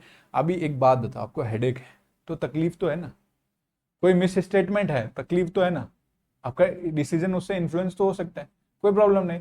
तो सर ये परवेसिव क्या है? मटेरियल है, ये तो समझ में आया, बारी चीज है सर, कोई गलती है, मिस स्टेटमेंट है, समझ में आया, और मटेरियल भी है, जो मटेरियल है। ये परवेसिव क्या है? परवेसिव हेडेक नहीं है, परवेसिव कोरोना है, कोरोना। सर ये कोरोना क्या है, ये तो आपको पता ही है। तो सर अब एक बात सुनो, मटेरियल मतलब हेडेक, दिक्कत है भाई, इसको आप इग्नोर नहीं कर सकते, मटेरियल मिस स्टेटमेंट है, इससे यूजर का डिसीजन इन्फ्लुएंस होएगा, कोई टेंशन नहीं। परवेसिव मतलब ये भी in the context of miss statement है, हाँ सर मिस स्टेट के कॉन्टेक्स्ट में तो बात हो रही है। अब ये डिस्क्राइब करेगा effect on the financial statement of miss statement, या फिर possible effect on FS of the miss statement. अभी सुनो लिखा, वो देखेंगे ये क्या कह रहा है। आपका फाइनेंशियल स्टेटमेंट है, जी हाँ सर फाइनेंशियल स्टेटमेंट में मिस स्टेटमेंट मिली, मिस स्टेटमेंट मिली, वो मिस स्टेटमेंट अगर किसी एक आइटम को अफेक्ट करती है, कोई टेंशन नहीं, मटीरियल है, हेडेक है, सर दर्द हो रहा है बस, और वो एक आइटम से सीमित नहीं है, वो आपको कोरोना टाइप है। कोरोना टाइप मतलब अगर आपको हो गया, अब तो जाओगे ना, आपको एक हेडेक ही तो नहीं होगा ना, आपको कितनी तकलीफ होगी, आपको फीवर आएगा, आपको 1000 सिम्टम आएंगे, आपके एक एलिमेंट को वो अफेक्ट करेगा क्या? नहीं, ये कन्फाइंड नहीं है किसी एक स्पेसिफिक एलिमेंट, किसी एक अकाउंट या किसी एक आइटम ऑफ फाइनेंशियल स्टेटमेंट में, ये किसी को भी अगर हो गया तो ये पूरे फाइनेंशियल स्टेटमेंट को ऐसे करेगा परेशान, तो ये कन्फाइंड नहीं है, ये सब्सटेंशियल पोर्शन ऑफ एफएस का रिप्रेजेंट करता है, इफ सो कन्फाइंड, अगर कन्फाइंड माना जाता है। बट अगर देखो ये कन्फाइंड नहीं होता, एक पहली बात तो कि भैया ये तो कन्फाइंड नहीं है, एक सेकंड को मिटाओ, किससे कन्फाइंड नहीं है? किसी स्पेसिफिक एलिमेंट, अकाउंट और फाइनेंशियल स्टेटमेंट में। और इफ सो कन्फाइंड तो देखो ये रिप्रेजेंट करता है या फिर could represent a substantial portion of financial statement. भैया आपका पूरा substantial portion of financial statement को ये हिलाने की ताकत रखता है, उसको परेशान करने की ताकत रखता है, तो ये कोई छोटी चीज है? और अगर डिस्क्लोजर के रिलेशन में देखा जाए ना, तो इतना ये फंडामेंटल है यूजर के अंडरस्टैंडिंग के लिए, अगर उसको नहीं डाला तो उसका डिसीजन एकदम ही गलत, इन्फ्लुएंस नहीं करेगा, उसका तो बेड़ा गर्क, समझ रहे मेरी बात? तो अब अगर आपको पूछे मटेरियल मतलब, सर दिक्कत तो है, हेडेक। परवेसिव मतलब कोरोना, मतलब आपको एक तरह से नहीं, हर तरीके से परेशान करेगा, आपको फीवर भी होगा, आपको बहुत सारे मतलब एलर्जीज वगैरह 1000 चीजें होगी, और जिससे आपकी जान जा सकती है। तो फाइनेंशियल स्टेटमेंट में देखा जाए तो फाइनेंशियल स्टेटमेंट में मटेरियल मतलब एक आइटम में गलती है, इन्फ्लुएंस करेगा डिसीजन को। परवेसिव है, वो फाइनेंशियल स्टेटमेंट के एक एलिमेंट से सीमित नहीं है, अभी आपको एग्जांपल दूंगा मैं सब चीज की, टेंशन मत लो, वो एक चीज तक सीमित नहीं है, सबको परेशान करेगा, सबको वो टेंशन देगा। तो अब मेरी बात सुनो, सारे आइटम्स को पड़ेगा, substantial portion of financial statement को हिला देगा, और अगर डिस्क्लोजर के रिलेशन में देखा जाए, अगर वो नहीं डाला ना तो काम खत्म, यूजर्स के डिसीजन गलत, यूजर्स ने अगर पैसा लगाया तो यूजर भी मरा, समझ रहे हो मेरी बात? अब देखो, पहले तो मैंने आपको बोला कि आपको ये देखना है कि आपके पास सबूत मिले कि नहीं मिले। पहले एडवर्स से चालू करते हैं, आपको sufficient and appropriate audit evidence मिल गए, वो चीज मटेरियल तो थी सर, परवेसिव भी थी, मतलब कोरोना है, पूरे फाइनेंशियल स्टेटमेंट को हिलाएगा। अब इधर आओ, आपको एग्जांपल देता हूं। कंपनी में क्या हुआ, फाइनेंसिंग अरेंजमेंट किया हुआ था। क्या किया हुआ था? फाइनेंसिंग अरेंजमेंट किया हुआ था। फाइनेंशियल अरेंजमेंट जो किया था, फॉर एग्जांपल किसी से लोन लिया था, वो एक्सपायरी हो गई, उसका रिपेमेंट करना है, अब पैसे देने, बात इतनी सी है। रीनेगोशिएट करने गए, सर 5 महीने का टाइम दे दीजिए, 6 महीने का दे दीजिए, साल भर का दे दीजिए। रीनेगोशिएशन में भी आप पिट गए, आप रीनेगोशिएट भी नहीं कर पाए, आप रिप्लेसमेंट फाइनेंसिंग भी नहीं कर पाए। मतलब सर ये हटाओ, दूसरा लोन दो ना सर। अब ऐसी हालत हो गई है कि आपके मटेरियल अनसर्टिनिटी है, किस पे? आपके गोइंग कंसर्न पे, आपकी ऐसी हालत हो गई। और ये वाली चीज फाइनेंशियल स्टेटमेंट में डिस्क्लोज ही नहीं हुई है। तो क्या ये चीज आपको, ये ऑडिट एविडेंस ऑब्टेन हुए कि नहीं हुए, पहले ये चेक करो। क्या चेक करोगे आप? इधर आओ। आप sufficient and appropriate audit evidence collect कर पाए कि नहीं कर पाए? तो आई गेस आप कर पाए। आपको sufficient and appropriate audit evidence मिल गया कि इनका पूरा डिस्क्लोजर नहीं हुआ है, इनकी ये परेशानी है, ये मटेरियल मिस स्टेटमेंट है, ये मिस स्टेटमेंट बहुत बड़ी है, और ये वाली मिस स्टेटमेंट डिस्क्लोज ही नहीं हुई है फाइनेंशियल स्टेटमेंट। लिखो, देखो साफ साफ दिखा है। फाइनेंशियल स्टेटमेंट इस चीज की बात ही नहीं कर रहा कि अपना को लोन का पेमेंट करना है अभी, और अगर नहीं किया तो अपना गोइंग कंसर्न खत्म हो जाए। ये चीज कहीं फाइनेंशियल स्टेटमेंट में दिखी नहीं रही, तो कितनी गलत है। तो आपको सफिशिएंट अप्रोप्रिएट ऑडिट एविडेंस मिल गया। अब आप देखोगे मटेरियल तो है ही है, क्या बस ये एक आइटम को अफेक्ट करेगी? ये पूरे फाइनेंशियल स्टेटमेंट को अफेक्ट कर रही है भैया। कौन सा ओपिनियन जाएगा? Qualified, disclaimer, adverse? एडवर्स। कोई दिक्कत? कोई दिक्कत नहीं। अब सर इधर आओ, आप ऑडिट एविडेंस ले ही नहीं पाए, unable to obtain sufficient and appropriate audit evidence. Sufficient and appropriate audit evidence नहीं मिले भाई, ऑडिट किया अपन ने, अपने को नहीं मिले sufficient and appropriate audit evidence. इधर आओ,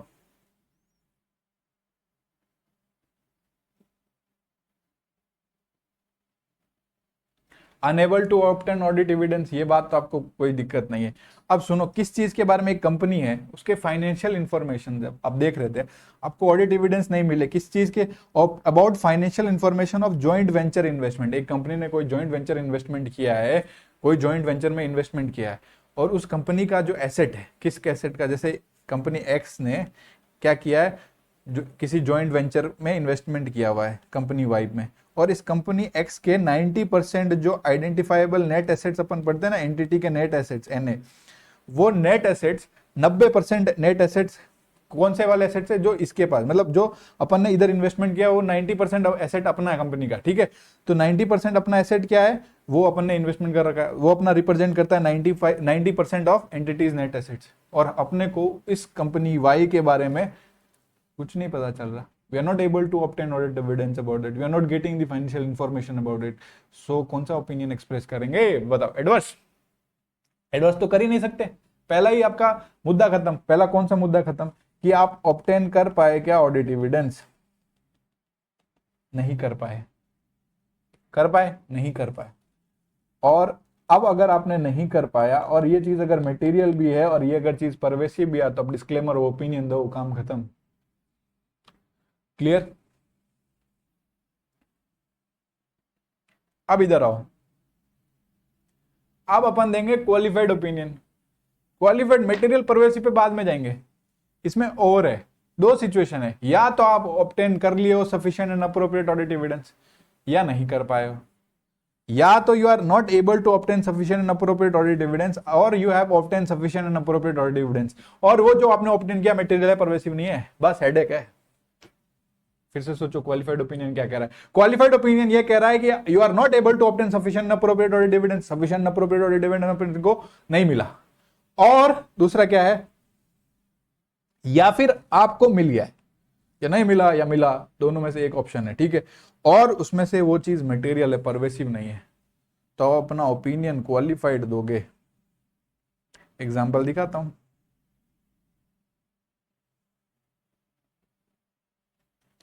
लोन और एडवांसेस अपन ने दिया हुआ है किसी कंपनी को, वो वाई लिमिटेड या एक्स लिमिटेड किसी को दिया हुआ है, ठीक है, मतलब वाई लिमिटेड को दिया हुआ है, ये समझ लो एक्स कंपनी है, वाई लिमिटेड को अपन ने 55 लाख का लोन दिया है, लोन एंड एडवांसेस दे रखे हैं। कंपनी ने फर्निश नहीं किया एग्रीमेंट सीए को, सर एग्रीमेंट दो ना, जान है, अभी बहुत काम है भाई, आपको तो ऑडिट करनी होती है सर, हम तो नौकरी करते हैं, एग्रीमेंट नहीं दिया सर। सर गुम हो गया, ढूंढना पड़ेगा सर, क्यों परेशान कर रहे हो सर? एग्रीमेंट दे दो ना। कौन सा वो वाई को लोन दिया ना आप लोग ने? अरे नहीं है सर, समझा करो ना सर, लंच टाइम बाद में आएंगे सर। ठीक है सर, नहीं करा अभी, मैनेजमेंट के पास गए, मैनेजमेंट गया वेकेशन पे, नहीं मिल रहा आपको, सिंपल सी बात है, आपको नहीं मिला एग्रीमेंट, किसको, सीए को। तो आप वेरीफाई कर लोगे क्या रीपेमेंट का, इंटरेस्ट का कैलकुलेशन जो सारा आपको चेकलिस्ट में दिया है, ऑडिट की चेकलिस्ट में, क्या आप वेरीफाई कर पाओगे? यू कैनट वेरीफाई इट, आप ये सब चीजें वेरीफाई नहीं कर पाओगे। तो अब क्या करेंगे, कौन सा ओपिनियन दे भाई, सोचना मेरे। ऑप्शन वाला था पहला इसमें, क्या you are able to obtain sufficient and appropriate audit evidence, है ना, या फिर यू आर नॉट एबल मतलब unable to obtain sufficient and appropriate audit evidence. तो इसमें कौन सा है? दोनों में से कोई भी चलेगा सर। यही है कि आप sufficient and appropriate audit evidence नहीं कर पाए, किसके रिलेटेड? लोन एंड एडवांसेस के लिए। ये चीज मटेरियल है, परवेसिव है? नहीं है परवेसिव। क्या लोन, एक लोन एंड एडवांसेस जो बस 55 लाख का है और कंपनी बड़ी है, तो क्या वो चीज पूरे फाइनेंशियल स्टेटमेंट को अफेक्ट करेगी? क्या नहीं कर रही। एक स्पेसिफिक आइटम से रिलेटेड पूरा सब्सटेंशियल पोर्शन को हिला देगी क्या सर? ये नहीं समझ में आया तो डिस्क्लोजर ही नहीं समझ में आया, ये चीज अगर नहीं पता चली तो सर कंपनी, ऐसा कुछ नहीं हो रहा है, बस मटेरियल है, परवेसिव नहीं है। तो क्वालिफाइड ओपिनियन आप दे देना। आई होप आपको मजा आया होगा। अगर अभी भी किसी को दिक्कत है ना इस चीज में, तो फिर से सुनो, जो कि होनी नहीं चाहिए, ठीक है। material which can influence the economic decision of users, or pervasive, it will not only affect their decision, it's like so big, it's not confined to any element, any item or any item of fs, किसी एक item से, किसी एक element या किसी एक account से related नहीं है, ठीक है। और अगर आप ये देखोगे तो पूरा सब्सटेंशियल पोर्शन को रिप्रेजेंट करता है फाइनेंशियल स्टेटमेंट को, और अगर डिस्क्लोजर्स के माध्यम से देखा जाए, डिस्क्लोजर्स के एंगल से देखा जाए, उसके रिलेशन में देखा जाए, तो इतना है कि ये फंडामेंटल टू यूजर्स अंडरस्टैंडिंग है। ये परवेसिव की डेफिनेशन रटने मत बैठना, ये समझने की चीज थी, और मैं समझता हूं कि आपको समझ में आ गया, ठीक है। ये रटने वाला चैप्टर में कहां क्या रटना है मैं बताऊंगा, और मैं रटवा देता हूं, जो चीजें रटनी होती है ना वो मैं रटवाऊंगा, बट ये it's a pure conceptual chapter, ठीक है। 705 आपको पता होना चाहिए, ठीक है, पूरा ऐसे आपको दिमाग में होना चाहिए। अभी सर क्वालिफाइड ओपिनियन गया, एडवर्स ओपिनियन गया, डिस्क्लेमर ओपिनियन गया, वापस से अपन आते हैं, अपने के पास मटेरियल मिस स्टेटमेंट मिली, ऑडिट एविडेंस मिले, ठीक है। अगर आपको ऑडिट एविडेंस मिल गए, इधर स्क्रीन पर ध्यान देखना, ऑब्टेन कर लिया आपने ऑडिट एविडेंस, और आपको लगता है वो चीज मटेरियल भी है और परवेसिव भी है, तो आप क्या करोगे सर? एडवर्स ओपिनियन दोगे। सर आपको ऑडिट एविडेंस नहीं मिला सर, उसके बारे में you are not able to obtain sufficient and appropriate audit evidence, तो वो मटेरियल भी है, परवेसिव है, डिस्क्लेमर, ऐसे हाथ खड़ा करना, डिस्क्लेमर देने का, बात खत्म। क्वालिफाइड ओपिनियन, दोनों ऑप्शन खुले हैं यहाँ पे 5 करोड़ के लिए। आप ध्यान से देखिए, unable to obtain sufficient and appropriate audit evidence, या फिर आपने ऑब्टेन कर लिया sufficient and appropriate audit evidence और वो चीज मटेरियल है, परवेसिव नहीं है। क्या परवेसिव नहीं है? फिर से सुनो, परवेसिव नहीं है, तो आप क्या करोगे? क्वालिफाइड ओपिनियन दोगे। अब एक बार इनको यहां पे पढ़ते हैं, इन्होंने क्या लिखा है।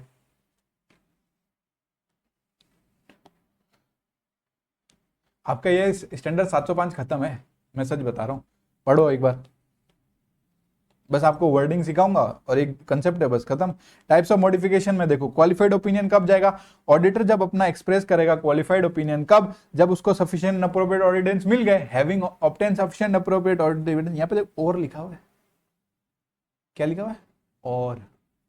और यहाँ लिखा है unable to obtain sufficient appropriate audit evidence. या तो उसने ऑब्टेन कर लिया सफिशिएंट अप्रोप्रिएट एविडेंस, या फिर नहीं कर पाया। कंक्लूड करता है जो मिस स्टेटमेंट उसको मिली होगी, इंडिविजुअल देख रहा है उसको, या फिर उसको एग्रीगेट करके देख रहा है सारे मिस स्टेटमेंट को। तो मिस स्टेटमेंट इंडिविजुअली या अगर एग्रीगेट करके वो देख रहा है, उसको लगता है ये मटेरियल है, परवेसिव नहीं है। सर ऑडिट एविडेंस देखो यहाँ पे लिखा है मटेरियल है, परवेसिव नहीं है।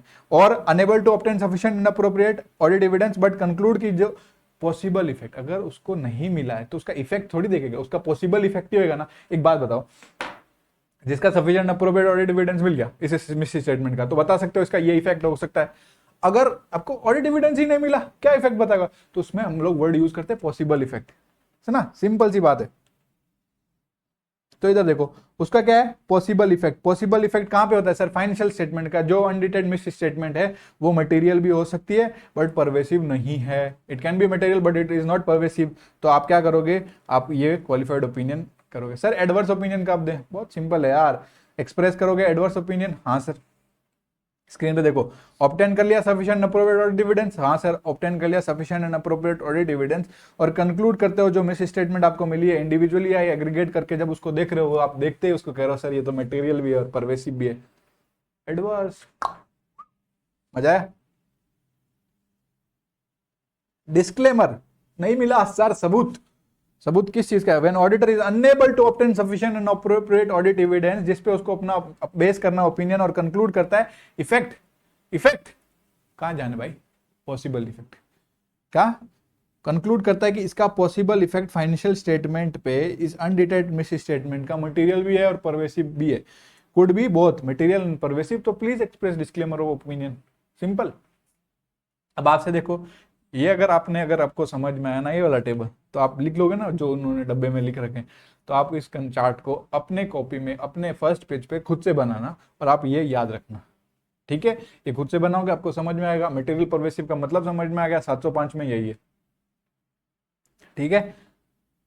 तो आप 1 मिनट लगा के ये तीनों कंसेप्ट टाइप ऑफ मॉडिफिकेशन में जो अपन ने पढ़े, प्लीज रीड योरसेल्फ, आप एक बार उसको रीड करो, ठीक है? अब आपके चैप्टर खत्म है, ये बस वर्डिंग है कैसे लिखना है, और ये अगर नहीं ऑब्टेन कर पाए, inability to obtain sufficient appropriate audit evidence में क्या करेंगे, और बस ये एक सेबी वाली बात है, बस 705 खत्म है, सारे क्वेश्चंस भी करेंगे इसके बाद, ये करके 700 करेंगे, फिर दोनों के क्वेश्चंस लगाएंगे, बट आप ध्यान दो इस पे। रीड कर लिया ना? आपको एक बात बताऊं, ये जो मैंने आपको एग्जाम्पल करा है ना तीनों, ये 3 क्वेश्चन है आपके स्टडी मटेरियल के, ये तीनों क्वेश्चन है आपके study material, adverse opinion, qualified opinion, कौन से क्वेश्चन है वो क्वेश्चन करेंगे तब बताऊंगा, पर प्लीज इसको रीड कर लो। जनरल पर्पस वहां से स्टार्ट करना 700 से, कि भैया जनरल पर्पस फ्रेमवर्क क्या था, स्पेशल पर्पस फ्रेमवर्क क्या था, उसके बाद में फेयर प्रेजेंटेशन फ्रेमवर्क क्या कहता है, कंप्लाइंस फ्रेमवर्क क्या कहता है, उसके बाद में अपन ने क्या पढ़ा, टाइप्स ऑफ मॉडिफिकेशन, यही पढ़ा ना अभी तक, एक बार देख लो।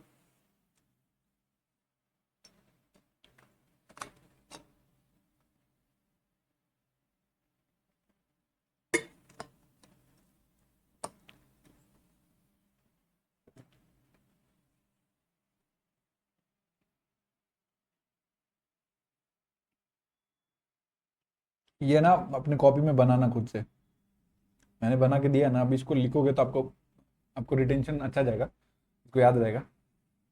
स्लो चल रहा है ना अपना क्लास, नो मैं धीरे ही पढ़ा रहा हूँ आज फर्स्ट डे, और चलो इंटरेस्टिंग टॉपिक है तो इतना भगाना भी नहीं,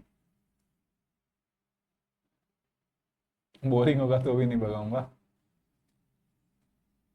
बट समझने की चीज़ है, एक बार समझ लो और इसको याद रखना, ये अपन को हर जगह काम आने वाले हैं, ठीक है? इस सीरीज से एक क्वेश्चन पक्का हर बार आता है, ठीक है? ये चैप्टर अगर रिपोर्टिंग अपन देखें ना, तो इस चैप्टर को आप अगर सोचोगे ना, एक स्टैंडर्ड का क्वेश्चन पक्का आएगा, ठीक है? तो 5 नंबर स्टैंडर्ड का क्वेश्चन 5 नंबर का होता है, एमसीक्यू में भी पूछेंगे, तो 5 7 नंबर 8 नंबर का चैप्टर है, और कारो और रिपोर्टिंग इसको ये पूरा 7.1 7.2 को मिलाओ 10 12 नंबर का चैप्टर है आपका। अब की बात 700 सीरीज में क्वेश्चन आया था May 24 में, उसमें भी आया था, हर बार आता है, कोई वो नहीं है, तो एक बार रीड करो, अच्छे से रीड करो।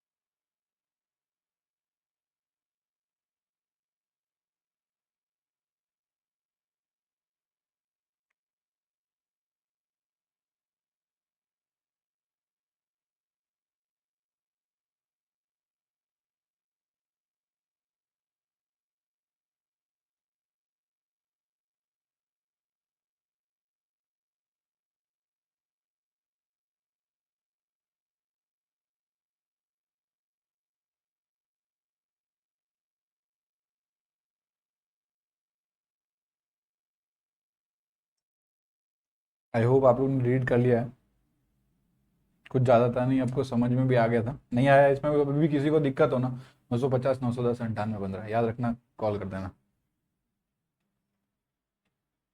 मैसेज करना, कॉल मैं कर दूँ। सुनो, अब अपने इस ओपिनियन को वहां पे देखते हैं। अभी अभी रिपोर्ट में देखा था तो इन्होंने अपना ओपिनियन जैसे ड्राफ्ट किया था, तो उसमें अपन क्या लिखेंगे कि भैया वो ट्रू एंड फेयर रिप्रेजेंट कर रहा है कि नहीं कर रहा है, या फिर वो कंप्लाइड है कि नहीं है मटेरियली। तो ये सारी चीज़ें लैंग्वेज जो अपन वो है ना, ये वर्डिंग है, समझ रहे हो, ये लैंग्वेज है जिस हिसाब से अपने को क्या स्टेट करना है रिपोर्ट में जब अपन अपना ओपिनियन फॉर्म करेंगे। तो ये अपने को आना चाहिए। ऐसे ही पूछ भी लेता है कि आप इसमें क्या ड्राफ्ट करोगे, कैसे ड्राफ्ट करोगे, तो आपको ये लैंग्वेज आनी चाहिए। बहुत सिंपल है। अभी स्टार्ट करते हैं, ठीक है, पर रीडिंग टाइम ओवर। हाँ, अभी स्टार्ट करते हैं, ठीक है। Special consideration needed for expressing qualified opinion. आप क्वालिफाइड ओपिनियन एक्सप्रेस करोगे, ठीक है। आप एक्सप्रेस करोगे एडवर्स ओपिनियन, ठीक है। आप एक्सप्रेस करोगे डिस्क्लेमर ऑफ ओपिनियन। तो आप एक, मैं आपको पहले ये बताता हूँ, अगर आपने क्वालिफाइड ओपिनियन एक्सप्रेस किया, क्वालिफाइड ओपिनियन एक्सप्रेस करने का मतलब या तो आपको सबूत मिले थे या नहीं मिले, obtain sufficient appropriate audit evidence या unable to obtain sufficient and appropriate audit evidence, और वो मिस स्टेटमेंट मटेरियल थी, तो आपने क्वालिफाइड ओपिनियन दिया। तो आपको ये लगता है ना, इस एक गलती के अलावा तो सब ठीक है? सोचो, उस एक मिस स्टेटमेंट के अलावा बाकी सब तो ठीक है। ये 55 लाख का जो लोन एंड एडवांसेस दिया था, इसको आप वेरीफाई नहीं किए, इसकी वजह से आपने क्वालिफाइड ओपिनियन, इस एक चीज को छोड़ा बाकी तो ऑडिट किया ना आपने। इसके बेस पे ये थोड़ी कह सकता था मैं ऑडिट ही नहीं कर रहा, ऑडिट तो किया ना आपने, और आपको लगा कि इसके बेस के इसके अलावा तो सब ठीक है। तो ये इसके अलावा को इंग्लिश में पता है क्या बोलते हैं आप लोग को? इधर देखो, अपने ऑडिटर ओपिनियन में एक्सप्रेस करते समय लिखोगे एक्सेप्ट फॉर द इफेक्ट, इसके अलावा, accept for the effect of the matter जो हमने डिस्क्राइब किया है बेसिस ऑफ ओपिनियन वाले, बेसिस ऑफ क्वालिफाइड ओपिनियन का एक सेक्शन लिखेंगे। पहले ओपिनियन लिखेंगे रिपोर्ट में, फिर वो बेसिस, किस बेसिस पे अपन ने ये ओपिनियन दिया, तो कौन सा ओपिनियन दिया, क्वालिफाइड ओपिनियन, तो बेसिस ऑफ क्वालिफाइड ओपिनियन लिखेंगे। तो अब एक बात सुनो, क्या करेंगे कि accept for the effect of the matter described हुआ जो हुआ है in the basis for qualified opinion section, तो अपन उसमें क्या करेंगे, सर इसमें तो हम लोग दो के फ्रेमवर्क के हिसाब से रिपोर्ट कर रहे थे ना, दो तो कर रहे थे, अब दो के अलावा दो लैंग्वेज होगी सर। हाँ सर, दुख तो है ना जीवन में, है सर। अगर अब रिपोर्ट कर रहे हैं फेयर प्रेजेंटेशन फ्रेमवर्क के हिसाब से, इसीलिए देखो 700 से यहाँ आया, when reporting in accordance with fair presentation framework, या फिर रिपोर्ट कर रहे हो कंप्लायंस फ्रेमवर्क, तो आप क्या लिखोगे, जो कंपनिंग फाइनेंशियल स्टेटमेंट है। इधर देखो, मैं खुद से कुछ नहीं बोल रहा भाई, इतना इंटेलिजेंट भी नहीं हूं मैं। तो देखो, व्हेन रिपोर्टिंग इन अकॉर्डेंस, किसके अकॉर्डेंस में, फेयर प्रेजेंटेशन फ्रेमवर्क में, जो फाइनेंशियल स्टेटमेंट है वो प्रेजेंट कर रहा है ना फेयरली, प्रेजेंट कर रहा है, एफएस प्रेजेंट फेयरली इन ऑल मटेरियल रेस्पेक्ट, या आप बोल सकते हो कि एफएस दे रहा है true and fair view in accordance with जो एप्लीकेबल एफआरएफ है। इसमें समझने की चीज यही थी, जब आप क्वालिफाइड ओपिनियन दोगे तो आप ये लिखोगे कि एक्सेप्ट फॉर द मैटर जो हमने डिस्क्राइब किया है, accept for the matter, accept for the effect of the matter, जो मैटर है उसका इफेक्ट, इसके अलावा तो सब ठीक है सर। तो इसके अलावा अगर फेयर प्रेजेंटेशन फ्रेमवर्क में अपन क्या लिखेंगे कि जब अगर फेयर प्रेजेंटेशन में लिखेंगे कि accept for the effect of the matter described in the basis for qualified opinion section, क्या लिखेंगे कि जो अकम्पनिंग फाइनेंशियल स्टेटमेंट है वो इन मटेरियल रेस्पेक्ट क्या है, एप्लीकेबल एफआरएफ के हिसाब से बना हुआ है, या फिर ट्रू एंड फेयर व्यू दे रहा है किसके हिसाब से, एप्लीकेबल एफआरएफ के हिसाब से, बात खत्म। बट सर कंप्लायंस के हिसाब से, तो कंप्लायंस फ्रेमवर्क में भी यही लिखेंगे ना, एक्सेप्ट फॉर दिस मैटर। अगर हम रिपोर्ट कर रहे हैं कंप्लायंस फ्रेमवर्क के हिसाब से, तो ये लिखेंगे कि accompanying financial statement have been prepared, किसके प्रिपेयर्ड, मतलब have been prepared in all material respects, किसके अकॉर्डेंस, एप्लीकेबल एफआरएफ के हिसाब से। तो इधर देखो, इधर नीचे आओ, फेयर प्रेजेंटेशन, अभी देखो ये चार्ट बनाया ना मैंने। अब अगर आप देखोगे fair presentation framework, compliance framework, qualified opinion देना, मेन लाइन यही है, accept for the effect of the matter, जो डिस्क्राइब किया हमने क्वालिफाइड ओपिनियन सेक्शन में। और अब क्या लिखेंगे कि एफएस प्रेजेंटेड है फेयरली इन all material respect, FS present हुआ है फेयरली इन ऑल मटेरियल रेस्पेक्ट, या फिर एफएस प्रिपेयर्ड हुआ है इन ऑल मटेरियल रेस्पेक्ट, अगर हम लोग कंप्लायंस फ्रेमवर्क यूज करते हैं। तो अगर कंप्लायंस फ्रेमवर्क में है तो देखो ना यार, वो कंप्लायंस फ्रेमवर्क के हिसाब से मटेरियली पूरा प्रिपेयर्ड हुआ है ना, तो FS have been prepared in all material respects in accordance with applicable FRF. यहाँ पे प्रेजेंट हुआ है ना फेयरली, या फिर लिख सकते हो ट्रू और फेयर, किसके accordance, in accordance with applicable FRF. तो ये तो अपन लिख देंगे, कोई दिक्कत नहीं है sir, except for the matter, effect of the matter. लेकिन सर इसमें अपने को तो वो unable to obtain sufficient appropriate audit evidence है ना, यहाँ पे अगर अपने को मिल गया, इसमें तो दो चीज है ना क्वालिफाइड में, कि अपने को ऑडिट एविडेंस मिल गया तो अपन ने लिख दिया कि एक्सेप्ट फॉर द इफेक्ट। लेकिन अगर अपने को ऑडिट एविडेंस नहीं मिला, तो अरे पॉसिबल इफेक्ट यूज करेंगे ना, इतना कंफ्यूज होने का क्या बात है। तो इसमें अपन एक्सेप्ट फॉर द इफेक्ट, तो यहाँ पे एक लाइन लिखी हुई है, जब आपको अगर लगता है कि आपका modification due to inability to obtain sufficient appropriate audit evidence, मतलब आप सफिशिएंट अप्रोप्रिएट ऑडिट एविडेंस नहीं मिला, तो आप कौन से फ्रेज यूज करोगे, accept for the possible effect, effect के आगे पॉसिबल लगाना और कुछ बड़ी बात नहीं है, ठीक है। और अपना मॉडिफाइड ओपिनियन मतलब क्वालिफाइड ओपिनियन अपन प्रेजेंट कर देंगे, कोई दिक्कत, कोई दिक्कत नहीं सर। अब अगर आप वापस, मैं आपको एक बार ये बताऊंगा फिर वापस उस पर आएंगे, ठीक है, कोई बड़ी बात नहीं। अगर क्वालिफाइड ओपिनियन अपन दे रहे हैं फेयर प्रेजेंटेशन फ्रेमवर्क के हिसाब से देंगे तो, और कंप्लायंस फ्रेमवर्क के हिसाब से दे, किसी के हिसाब से दे, पहली एक लाइन कॉमन है, accept for the effect of the matter described in the opinion section, described in the basis of opinion section. हम क्या लिखेंगे, एफएस प्रेजेंट कर रहा है Fairlie in all material respects, true and fair view है, मतलब ये दोनों में से कोई भी, या ट्रू एंड फेयर व्यू है in accordance with applicable FRF, और एफएस किसके हिसाब से प्रिपेयर्ड हुआ, have been prepared in all material respects in accordance with applicable FRF. कितना सिंपल है, तो अपना क्वालिफाइड ओपिनियन दे देंगे। अब बट क्वालिफाइड ओपिनियन की जगह अपन अब अगली बार क्या कर रहे हैं, एडवर्स ओपिनियन दे रहे हैं, तो क्या लिखेंगे, अब इसमें जब आप एक्सप्रेस करते हो एडवर्स ओपिनियन, तो आपको स्टेट करना है because of the significance of the matter, जो मैटर हमने डिस्क्राइब किया है basis of qualified, basis of adverse opinion में, basis of adverse opinion section में हमने डिस्क्राइब किया, उसके बेसिस पे हम ये बोल रहे हैं कि बिकॉज ऑफ द सिग्निफिकेंस, उस मैटर के सिग्निफिकेंस, क्या, because of the significance of the matter जो डिस्क्राइब किया गया है basis for adverse opinion section में, और जब हम रिपोर्ट कर रहे हैं फेयर प्रेजेंटेशन के हिसाब से और कंप्लायंस फ्रेमवर्क के हिसाब से, सब सेम है, बस नोट लगाना आगे। पहले लिखेंगे नॉट, मतलब क्या, नॉट मतलब डू नॉट प्रेजेंट फेयरली, या फिर not have been prepared in all material respects, बात खत्म। नीचे आओ, ये लिखना पड़ सकता है इसीलिए इस पे थोड़ा मैं टाइम दे रहा हूं। आपको एडवर्स ओपिनियन है, fair presentation framework, compliance framework, कोई भी हो, पहला line because of the significance of the matter, इस मैटर का सिग्निफिकेंस ऐसा है, because of the significance of the matter described in the basis of adverse opinion section, FS do not present fairly, क्या FS present नहीं कर रहा fairly, या फिर FS has not been prepared in all material respect in accordance with applicable FRF. अगर compliance framework में ये लिखेंगे, फेयर प्रेजेंटेशन फ्रेमवर्क में ये लिखेंगे, बात खत्म, काम खत्म। ये लिखा हुआ है सर, एक्सप्रेस किया अपन ने डिस्क्लेमर ऑफ ओपिनियन, हमने एक्सप्रेस क्या किया है, हमने एक्सप्रेस किया है डिस्क्लेमर ऑफ ओपिनियन, हमने तो हाथ खड़ा कर दिया, we are not able to obtain sufficient appropriate audit evidence, और हमको लगता है ये मटेरियल भी है, परवेसिव है, इसलिए डिस्क्लेमर ऑफ ओपिनियन। ऑडिट हो गई क्या पूरी, नहीं हुई, ऑडिट एविडेंस ही नहीं मिला, ऑडिट कहां से हुई।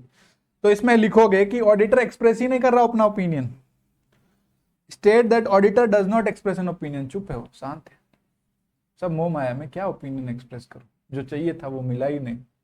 यहाँ पे क्या नहीं मिला मेरे भाई, यहाँ पे ऑडिट एविडेंस नहीं मिले, ठीक है। और स्टेट करेगा because of the significance of the matter, जो मैंने डिस्क्राइब किया है, इस मैटर तो बताऊंगा ना कि क्या दिक्कत थी मेरे को, because of the significance of the matter described in the basis of disclaimer of opinion section, auditor has not been able to obtain sufficient and appropriate audit evidence, जिसके बेस पे वो अपना ऑडिट ओपिनियन दे सके। और एक बात बताओ, जब हम लोग ऑडिट करते हैं ना ऐसे 700 के, मतलब 700 में अपन ये लिखते हैं कि we have audited the financial statement, ये लाइन यूज करते हैं हम लोग, क्या यूज करते हैं कि वी हैव ऑडिटेड, यहाँ ऑडिट हुई क्या, नहीं, तो हम लोग क्या लिखेंगे, दैट कि ऑडिटर इंगेज किया गया था ऑडिट के लिए, auditor was engage to the audit of FS, but audit नहीं हुई है भैया। यहाँ पे हम ये नहीं लिख सकते हैव बीन ऑडिटेड, ऑडिट कहाँ हुई, अपना ओपिनियन एक्सप्रेस नहीं कर पाए, हम डिस्क्लेमर दे रहे हैं, हाथ खड़े कर रहे हैं कि भैया ये जो मैटर है ना इसकी वजह से हम तो ऑडिट ही नहीं कर पाए, अपना ओपिनियन एक्सप्रेस नहीं कर पाएंगे, भैया देख लो अपना।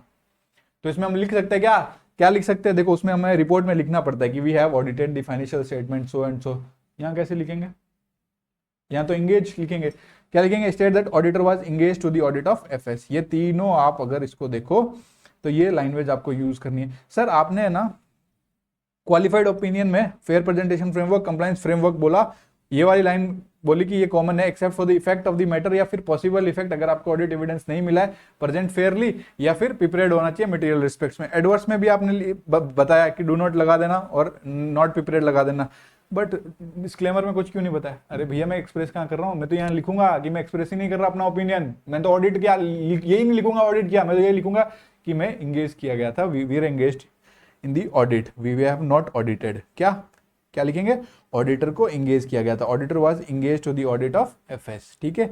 अब आप एक बार ये तीनों पढ़ लो प्लीज, काम खत्म हो जाएगा अपना।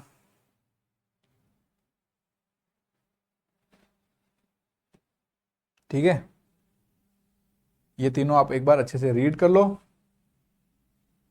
ये सब आप लोग सोच रहे हो ना कि ये सर एग्जाम्पल वगैरह में बनाने क्यों नहीं दे रहे, लिखने क्यों नहीं दे रहे। अब लिख लेना, मैं ऐसे शेयर कर दूंगा, जरूरत नहीं है इनकी। ठीक है, आपको जो इसमें लिखा है ना, मोर देन सफिशियंट है। You read this, it's over.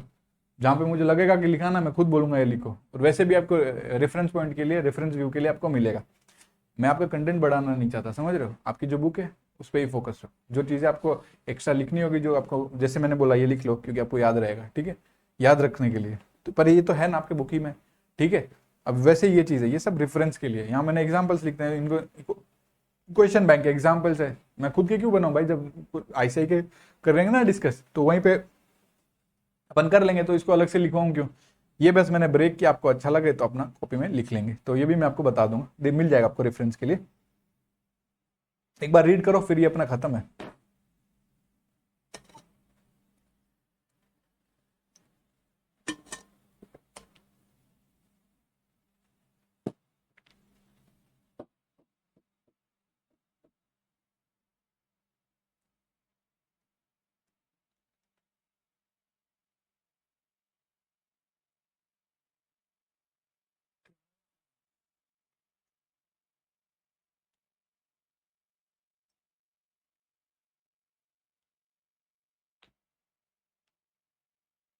देखो, मैं जो रीडिंग टाइम दे रहा हूँ ना, उसको स्किप मत करना, क्योंकि मैं भगाना नहीं चाहता। ये अगर आप मेरा रिवीजन लेक्चर देखना ना, मैंने 1 घंटे में ये सारा स्टैंडर्ड उड़ाया, पूरा रिवाइज कराया।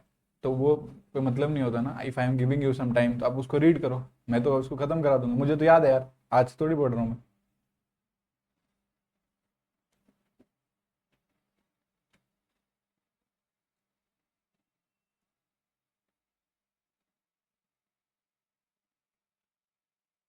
अब एक चीज देखना, क्वालिफाइड ओपिनियन वाले में, इसमें आओ। एक चीज मैंने आपको यहाँ पे नहीं बताई थी, कि जब तक लॉ या रेगुलेशन आपको बोले नहीं स्पेसिफिकली कि ये ऐसा करना है, तो unless required by law and regulation, अगर ऑडिटर डिस्क्लेम कर रहा है ना अपना ओपिनियन, डिस्क्लेम अब कर रहा है मतलब वो अपना ओपिनियन एक्सप्रेस ही नहीं कर रहा, तो डिस्क्लेम कर रहा है अपना ओपिनियन कि ऑडिटर, तो उसमें है ना, आप इंक्लूड मत करना। क्या इंक्लूड मत करना? की ऑडिट मैटर्स। भैया आपने अब तो एक जगह से बोल रहे हो कि we have not audited, we have been engaged, auditor was engaged, है ना। ऐसे ही लिख रहे हो ना आप यही लिख रहे हो ना, auditor was engaged with the audit of FS, तो आपने ऑडिट तो की नहीं, तो उसमें ये की ऑडिट मैटर वगैरह बताने की क्या जरूरत है आपको? नहीं बताना, ये मना किया है। अगर स्पेसिफिकली आपको रिक्वायरमेंट नहीं हो कि ये डालो की ऑडिट मैटर, तो नहीं डालते। तो बस नहीं डालते, बात सिंपल सी है। की ऑडिट मैटर, की ऑडिट मैटर क्या है सर? 701। ठीक है, 700, 701, 705, 706, 710, 720, तो 701 में उसको डिस्कस करेंगे, ये 700 सीरीज। तो प्लीज इसको फटाक से रीड कर लो।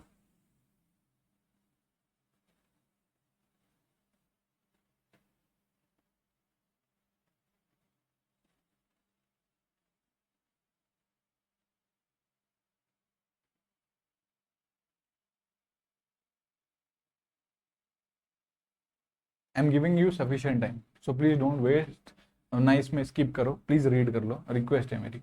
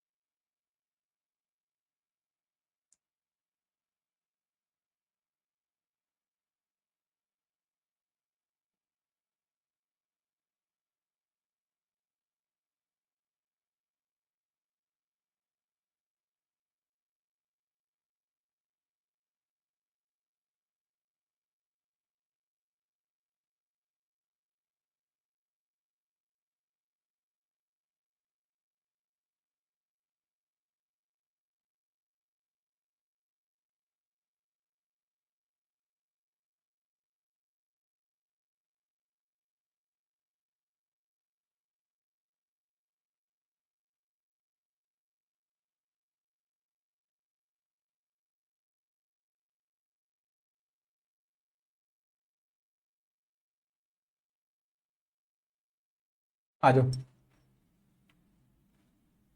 consequence of an inability, इसको इस टॉपिक पे आओ। consequence of an inability to obtain sufficient and appropriate audit evidence due to management imposed limitation, management limitation impose कर दिया। नहीं करने दे रहा आपको ऑडिट एविडेंस कलेक्ट करने। आप अब आपके ऐसे सिचुएशन आ गए, you are not able to obtain sufficient audit evidence. क्यों सर? क्योंकि आपको ऊपर मैनेजमेंट ने लिमिटेशन लगा दी। मैनेजमेंट कहता सर वो मेरे को ऑडिटर कहता मेरे को ऑडिटर उधर वेरीफाई करना, नहीं सर उधर मत जाओ सर। क्यों? लिमिटेशन इम्पोज कर दी। कर सर क्यों नहीं जाए सर, वहाँ पे गए थे सर पिछले साल एक से गया था, वापस नहीं आए सर, आप ही मत जाओ।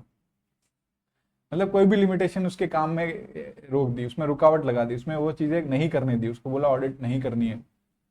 मैं अपने एक्सपीरियंस के हिसाब से बताऊं, मैं जब ऑडिट कर रहा था कुछ चीज़ें मिली मुझे, तो मैं एज ए यूजुअल अपन मैनेजमेंट से डिस्कस करते हैं। जब मैं मैनेजमेंट से डिस्कस करने गया, नहीं हम बात कर लेंगे, आपके पार्टनर से बात कर लेंगे, आप ये टॉपिक डिस्कस ही मत करो, ले जाओ। अभी वो टॉपिक क्या था वो क्या, वो सब तो नहीं बता सकता, बट बोला कि नहीं आप लिमिटेशन इम्पोज आप नहीं कर सकते, simple, we will talk to your partner, you can leave, thank you. ठीक है, तो क्या आप पे उन्होंने लिमिटेशन लगा दी। After audit has accepted the engagement, auditor ने एंगेजमेंट एक्सेप्ट तो कर लिया कि ऑडिट तो करेगा, मैं पैसा भी लेगा, तब सपने देख लिए मैंने, ठीक है, एंगेजमेंट लेटर भी भेज दिया, फीस भी रिकॉर्ड कर दिया था, सब कर दिया था। अब ऑडिट करने गया तो लिमिटेशन लगा दी, तो अब क्या करें?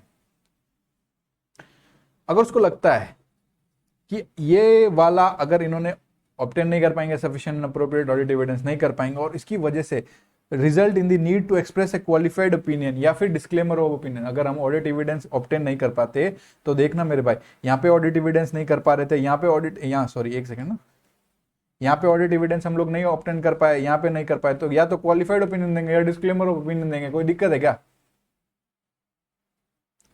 तो अब यहाँ पे देखो, अगर आपको लगता है कि ये वाले ओपिनियन करने पढ़ सकते हैं एक्सप्रेस, ये मैनेजमेंट रिक्वेस्ट करेंगे, मैनेजमेंट भी हटाओ ना, करने दो ना, नया आर्टिकल ऑडिट कर रहा है, ये लिमिटेशन हटाओ ना, हमें भी ऑडिट करनी है सर हम, तो request that management remove the limitation, management से रिक्वेस्ट करो भैया हटाओ ना सर, करने दीजिए ना ऑडिट। मैनेजमेंट कहता है बोला ना नहीं कर सकते। Communicate the matter to TCWG, sir ये TCWG क्या है? दो चार्ज विद गवर्नेंस, ये लो पढ़े लो। देखो मैनेजमेंट के लोग हैं जो मैनेज कर रहे हैं, राइट। TCWG ओनर्स हो गए, मेंबर्स हो गए, ठीक है, अपर लेवल, ठीक है, उनके पास सर देखो ना करना ही नहीं दे रहा, तो क्या? Determine whether it is possible, communicate कर दो मैटर TCWG को, और ये देखो ना क्या कुछ और तरीके से ऑडिट एविडेंस अपन परफॉर्म कर, कुछ अल्टरनेटिव काम और मतलब अल्टरनेटिव प्रोसीजर्स करके अपन वेरीफाई कर सकते हैं। ठीक है, अपने को कोई बैलेंस वेरीफाई करना था, कंफर्मेशन नहीं मिल रही, एग्रीमेंट वगैरह देखा, कुछ और अपन प्रोसीजर्स को फॉलो करके इसका मैच कर सकते हैं, उसकी रिटर्न वगैरह, मतलब कुछ भी करके अपन दूसरे चीज़ों से इस अल्टरनेटिव प्रोसीजर्स परफॉर्म करके अपन वो ऑडिट एविडेंस जो अपने को ऑब्टेन करना है वो कर सकते हैं क्या? नहीं कर सकते। और मैनेजमेंट TCWG ने तो हमारी हेल्प भी नहीं की, मैनेजमेंट ने मना कर दिया, auditor is unable to obtain sufficient and appropriate evidence, और उसको लगता है, क्या लगता है, उसका इम्प्लीकेशन क्या होगा? उसका इम्प्लीकेशन ये होगा, वो कंक्लूड करता है कि इफेक्ट की पॉसिबल इफेक्ट, ये खुद बताओ, पॉसिबल इफेक्ट किस चीज का? जो अनडिटेक्टेड मिस स्टेटमेंट है, भैया मिस स्टेटमेंट डिटेक्ट थोड़ी हुई है, अनडिटेक्टेड मिस स्टेटमेंट है, वो मटेरियल भी हो सकती है पर परवेसिव तो नहीं होगी, क्वालिफाई कर दे ओपिनियन, पर ऑडिटर को लगता है मटेरियल भी होगी। पॉसिबल इफेक्ट किस चीज का? अनडिटेक्टेड मिस स्टेटमेंट का, बहुत मटेरियल एंड परवेसिव, तो क्वालिफिकेशन ऑफ द ओपिनियन करना भी इनएडिक्वेट है, तो क्या करेगा? विड्रॉ करेगा। ऑडिट से पहले ट्राई करो, विड्रॉ कर सकते क्या? Where practical and possible under the applicable laws या रेगुलेशन, जहां पे अपने को पॉसिबल है ना, वहां से अपन क्या विड्रॉ करके घर जाएंगे भाई।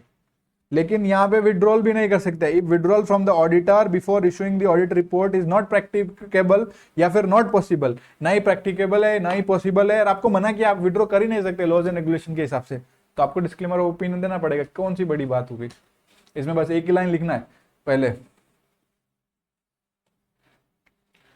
अगर उन्होंने आप पे कोई लिमिटेशन इंपोज कर दी, आपको लगता है कि इससे आपको एक्सप्रेशन ऑफ क्या करना पड़ेगा, आपको क्वालिफाइड या डिस्क्लेमर ओपिनियन करना पड़ सकता है, मैनेजमेंट रिमूव करना।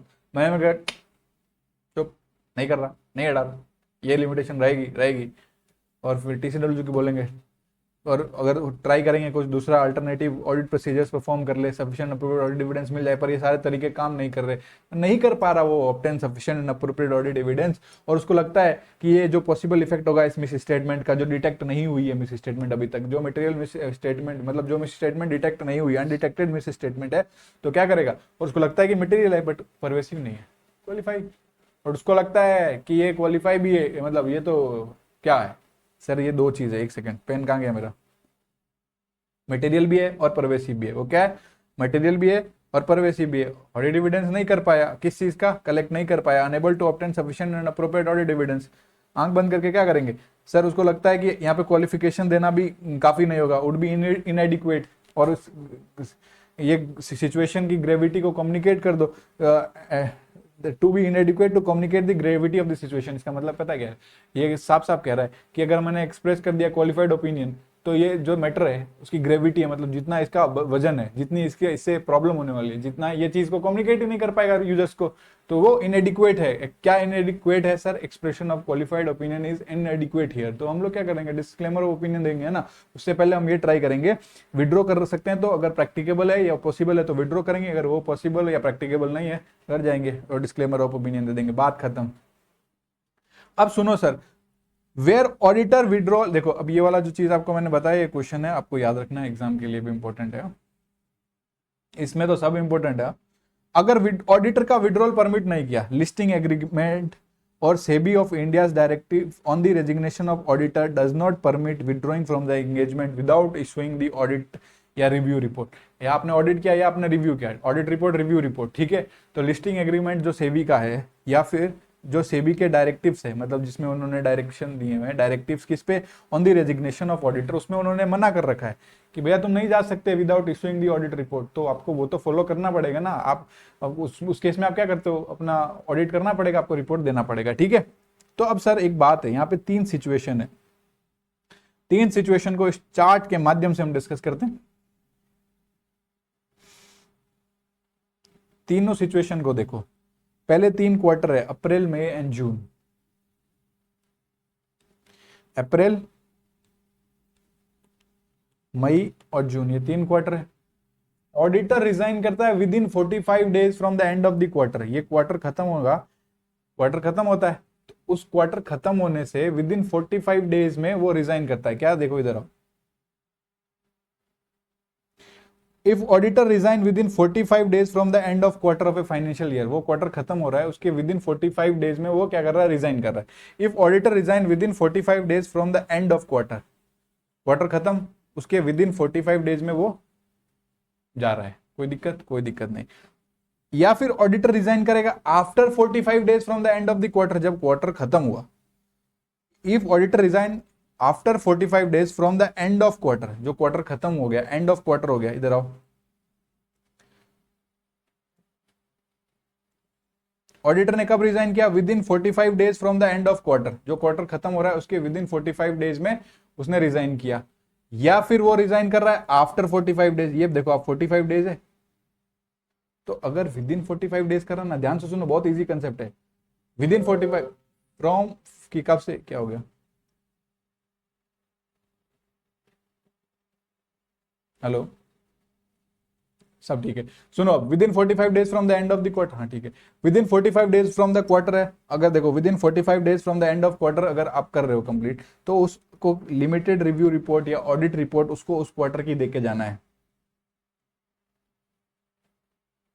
ये सेबी ने कहा भैया, मैंने नहीं कहा, रेजिग्नेशन में उन्होंने जो डायरेक्टिव्स दिए उसके हिसाब से कि अगर ऑडिटर रिजाइन करता है कब, within 45 days from the end of the quarter, मतलब end of quarter of a financial year, तो क्या करना है, उसको लिमिटेड रिव्यू रिपोर्ट या ऑडिट रिपोर्ट उस क्वार्टर की दे के जाना है, वो उससे पहले रिजाइन नहीं कर सकता।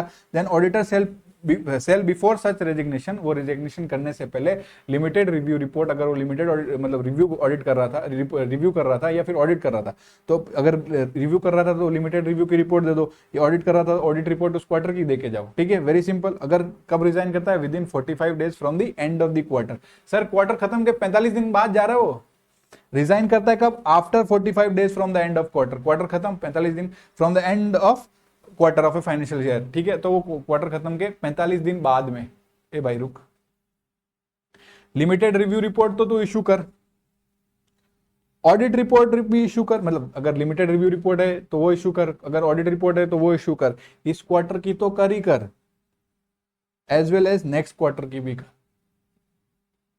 फिर से समझो, इफ ऑडिटर रीजन, मैं ये क्यों दे रहा हूं क्योंकि ये एमसीक्यू में हर बार होता है, इफ आता है और अब की बार भी आएगा आपके एग्जाम में, लिख के ले लो, मैं पहले से ही बता रहा हूं।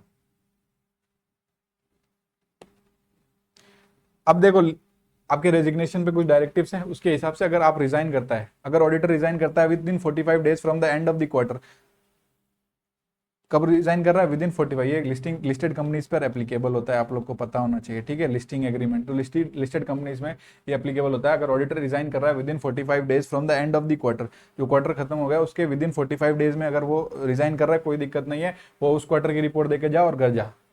अगर वो भले लिमिटेड रिव्यू कर रहा था, रिव्यू की रिपोर्ट देके जा, ऑडिट की कर रहा था, उससे पहले तो रेजिग्नेशन मत दियो, और दे रहा है तो उससे पहले रिपोर्ट दियो, बात सिंपल है। अगर ऑडिटर रिजाइन कर रहा है after 45 days, after 45 days from the end of such quarter, तो लिमिटेड रिव्यू उस क्वार्टर की और नेक्स्ट क्वार्टर की, ऑडिट रिपोर्ट उस क्वार्टर की या नेक्स्ट क्वार्टर की, जो भी ऑडिट थी उसमें आपको उस क्वार्टर की तो देनी पड़ेगी, मतलब जो पिछले क्वार्टर और अगले क्वार्टर दोनों की देख के जाना भाई।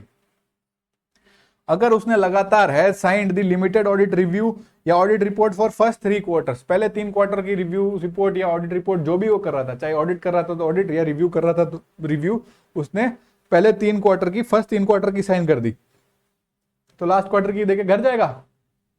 पूरे फाइनेंशियल ईयर की रिपोर्ट कौन देगा, पूरे फाइनेंशियल ईयर की भी रिपोर्ट देके जा, उसके बाद तू रेजिग्नेशन करना। तो क्या लिखा है, auditor shall before such resignation, उस रेजिग्नेशन करने से पहले लिमिटेड रिव्यू या audit report for the last quarter of such financial year as well as audit report for such financial year, पूरी ऑडिट रिपोर्ट आपको देख के जाना है। ऑडिट कर रहे हो तो ऑडिट की रिपोर्ट पूरे साल की, और उस लास्ट क्वार्टर की, रिव्यू कर रहे हो तो उस क्वार्टर की, लास्ट वाले क्वार्टर की रिपोर्ट और पूरे फाइनेंशियल ईयर की रिपोर्ट देख के जाओ। वेरी सिंपल, बहुत ईजी कंसेप्ट था, आपको आना चाहिए, समझ में आ गया। अगर आईसीआई ने अनाउंस किया, ठीक है, आईसीआई ने क्या अनाउंस किया, ICI announcement on the resignation of auditor, उसमें उन्होंने क्या लिखा, आईसीआई ने अनाउंसमेंट किया कि अगर कोई ऑडिटर अनलिस्टेड कंपनी का है, तो जब जाता है ना, तो ये ना लिखे, auditor of an unlisted company shall not mention professional preoccupation as a reason for the resignation. Resignation में रीजन देते हैं ना, boss is not behaving good with the workload ज्यादा है, कंपनी का ये अच्छा नहीं, वो अच्छा नहीं, कोई भी रीजन से आप जाते हो, ठीक है, आप ऑडिटर हो, किसी कंपनी में ऑडिट कर रहे हो और वो कंपनी अनलिस्टेड कंपनी है, तो आईसीआई ने स्पेशली अनाउंसमेंट किया है इस चीज के लिए और कहा है कि अगर आप ऑडिटर ऑफ अनलिस्टेड कंपनी में, आप ये लिख के मत जाना कि हम प्रोफेशनली प्री ऑक्यूपाइड, बहुत काम है सर, बहुत सीए लोग है, डिमांड है, बहुत काम है, ये सब नाटक नहीं, जो असली रीजन है वो बता के जाओ, हमको भी पता है क्या है प्रोफेशनल प्री ऑक्यूपेशन, प्रोफेशनली मैं पहले से कहीं प्री ऑक्यूपाइड हूँ, ये सब रीजन मत दो, रियल रीजन दो, ये आईसीआई ने कहा है। He shall mention the reason clearly for the resignation in the letter issue to the company, जो रेजिग्नेशन लेटर वो देके जाते हैं उसमें अपना सही से क्लियरली वो रेजिग्नेशन का इशू रीजन बता के जाए। 705 आपका कंप्लीट, ठीक है।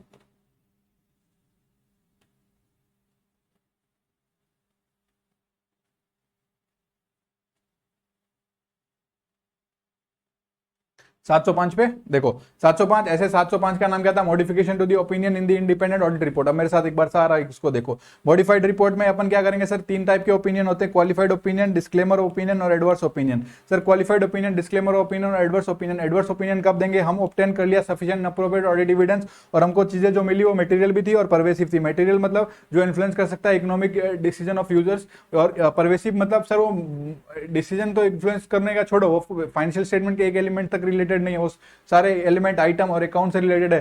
सर एक मतलब इससे एक एलिमेंट से कन्फाइंड नहीं है, इसको भी इफेक्ट कर सकता है, दूसरे अकाउंट को भी अफेक्ट कर सकता है, दूसरे एलिमेंट को भी अफेक्ट करेगा, ठीक है, वो सब्सटेंशियल पोर्शन को रिप्रेजेंट करता है। और अगर डिस्क्लोजर से रिलेटेड देखा जाए तो बहुत ही फंडामेंटल है यूजर्स के अंडरस्टैंडिंग के लिए, तो उसको परवेसिव बोलते हैं। तो सारे obtain sufficient appropriate audit evidence obtain कर लिए, उस मिस स्टेटमेंट के बारे में, मटेरियल मिस स्टेटमेंट मिली, ऑब्टेन कर लिया सफिशिएंट अप्रोप्रिएट ऑडिट एविडेंस उसके बारे में, और वो मटेरियल भी है और वो परवेसिव भी है, वो मिस स्टेटमेंट एडवर्स ओपिनियन दे देंगे। नहीं मिला sir audit evidence, unable to obtain sufficient appropriate audit evidence, but उसको लगता है कि उसका पॉसिबल इफेक्ट मटेरियल भी है और परवेसिव भी है, तो डिस्क्लेमर दे देगा। क्वालिफाइड में देखो, unable to obtain sufficient appropriate audit evidence, he is unable to obtain sufficient and appropriate audit evidence, या फिर obtain sufficient and appropriate audit evidence, यहाँ दोनों ऑप्शन खुले हैं, बट उसमें मटेरियल है, परवेसिव नहीं है वो चीज, तो आप क्वालिफाइड ओपिनियन दे देना, कोई दिक्कत नहीं, ये तीनों इसमें टाइप ऑफ मॉडिफिकेशन डिस्क्राइब किया, रीड करो।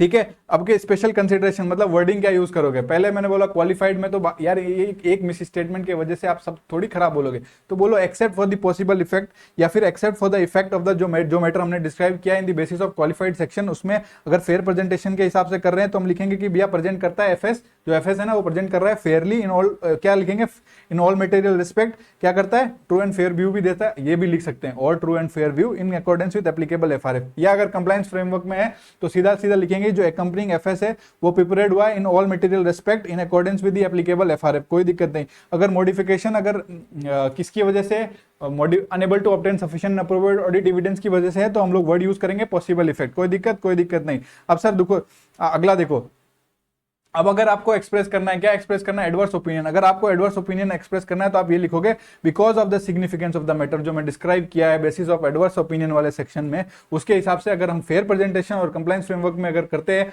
फेयर प्रेजेंटेशन में सीधे लिखेंगे do not present Fairlie in accordance with applicable FRF, या फिर क्या लिखेंगे डू नॉट गिव ट्रू और fair in accordance with applicable FRF, दोनों में से कुछ भी लिख देना। या फिर लिखेंगे अगर कंप्लायंस फ्रेमवर्क में लिखेंगे तो सीधा सीधा लिखेंगे कि नहीं हुआ है prepared in all material respects. Disclaimer of opinion में क्या, ओपिनियन तो हम दे ही नहीं रहे ना सर, इसमें तो मतलब एक तरह से ऑडिटर लिखेगा कि he does not express an opinion on the accompanying FS, और स्टेट करेगा because of the significance of the matter, जो मैंने डिस्क्राइब किया है in the basis of disclaimers of opinion section. तो auditor has not been able to obtain sufficient appropriate audit evidence, और उसमें क्या अमेंड करेगा 700 में, जो जहां पे वो लिखता है कि वी हैव ऑडिटेड की जगह लिख देगा वी ऑडिटर वाज एंगेज्ड। ठीक है, बात खत्म। अगर आप पे कोई लिमिटेशन इंपोज कर दी तो आप क्या करोगे, पहले रिक्वेस्ट करोगे भैया हटाओ ना। अगर आपको लगता है एक्सप्रेस करना पड़ेगा क्वालिफाइड और डिस्क्लेमर ऑफ ओपिनियन तो आप रिक्वेस्ट करके वो मैनेजमेंट को बोलो हटा दे। मैनेजमेंट नहीं हटाता, कम्युनिकेट करो टीसीडब्ल्यूजी को और देखो क्या कोई और तरीके से कोई अल्टरनेट ऑडिट प्रोसीजर करके वो ऑडिट एविडेंस आप ले सकते हो क्या। अगर नहीं ले सकते हो तो आप डिटरमाइन करो कि क्या ये चीज मटेरियल है बट परवेसिव नहीं है। अगर आपको लगता है ये मिस स्टेटमेंट का इफेक्ट, पॉसिबल इफेक्ट क्या है, मटेरियल है बट परवेसिव नहीं, तो क्वालिफाई कर दो। बट आपको ये लगता है कि पॉसिबल इफेक्ट क्या है, मटेरियल भी है, परवेसिव है, और क्वालिफिकेशन करना ही काफी नहीं है, qualification of the opinion would be इनएडिक्वेट है, जो ग्रेविटी है जो सिचुएशन की वो कम्युनिकेट करने के लिए, तो आप क्या करो विड्रॉ कर लो। अगर प्रैक्टिकेबल और पॉसिबल है, अगर प्रैक्टिकेबल और पॉसिबल नहीं है विड्रॉल करना तो आप क्या करोगे, डिस्क्लेम करोगे ओपिनियन, वेरी सिंपल। उसके बाद में ऑडिटर का विड्रॉल परमिटेड नहीं है। देखो लिस्टिंग एग्रीमेंट और सेबी ऑफ इंडिया डायरेक्टिव ने क्या ये रेजिग्नेशन पे क्या बताया, उन्होंने कुछ बात बताई, उन्होंने जो बात बताई है क्या क्या वो कहते हैं कि परमिट नहीं करते, वो क्या नहीं परमिट करते, विड्रॉल फ्रॉम दी इंगेजमेंट। कब सर, सिचुएशन अगर वो 45 with in 45 days from the end of the quarter में अगर रिजाइन कर देता है तो उसको उस क्वार्टर की रिपोर्ट देनी है, बस बात खत्म और घर जाएगा। अगर वो आफ्टर 45 डेज मतलब अगर उसने ऑडिटर रिजाइन करता है after 45 days of the end of the quarter, खत्म हो गया, उसके 45 दिन बाद में, क्वार्टर खत्म होने के 45 दिन बाद में वो रिजाइन करता है, तो उसको इस क्वार्टर की रिपोर्ट और अगले क्वार्टर दोनों की रिपोर्ट देके जाने पड़ेगी। वो रिपोर्ट चाहे ऑडिट रिपोर्ट हो चाहे लिमिटेड रिव्यू रिपोर्ट हो, कोई मतलब नहीं है। अगर पहले 3 की साइन कर दी, कहां जा रहा है, लास्ट की देके जाऊं, नहीं, लास्ट की भी दे, लास्ट क्वार्टर और पूरे फाइनेंशियल ईयर की रिपोर्ट कौन देगा, वो भी देके जाओ। ठीक है, आईसीआई ने अनाउंसमेंट किया अनलिस्टेड कंपनी के लिए कि भैया मैं प्रोफेशनली प्री ऑक्युपाइड हूं, मैं वहां काम करता हूं इसीलिए बिजी हूं थोड़ा और नहीं कर पाऊंगा ऑडिट, ये सारी फालतू की बातें यहां ना करना। प्रोफेशनल प्री ऑक्युपेशन आपका रीजन नहीं हो सकता रेजिग्नेशन का। आपको क्या करना है, आपको मेंशन करना है क्लियरली द रेजिग्नेशन इन दी, जो लेटर आप इश्यू करोगे रेजिग्नेशन लेटर उसमें आप करोगे। ठीक है, अब इसके बाद में अपन ये हो गया, अपन अब क्या करेंगे 700 को करेंगे कंप्लीट, 700 को कंप्लीट करेंगे और क्वेश्चंस लगाएंगे जो अपन पार्ट 2 में करेंगे इसी का ब्रेक के बाद। ठीक है, तो ब्रेक के बाद अपन मिलते हैं।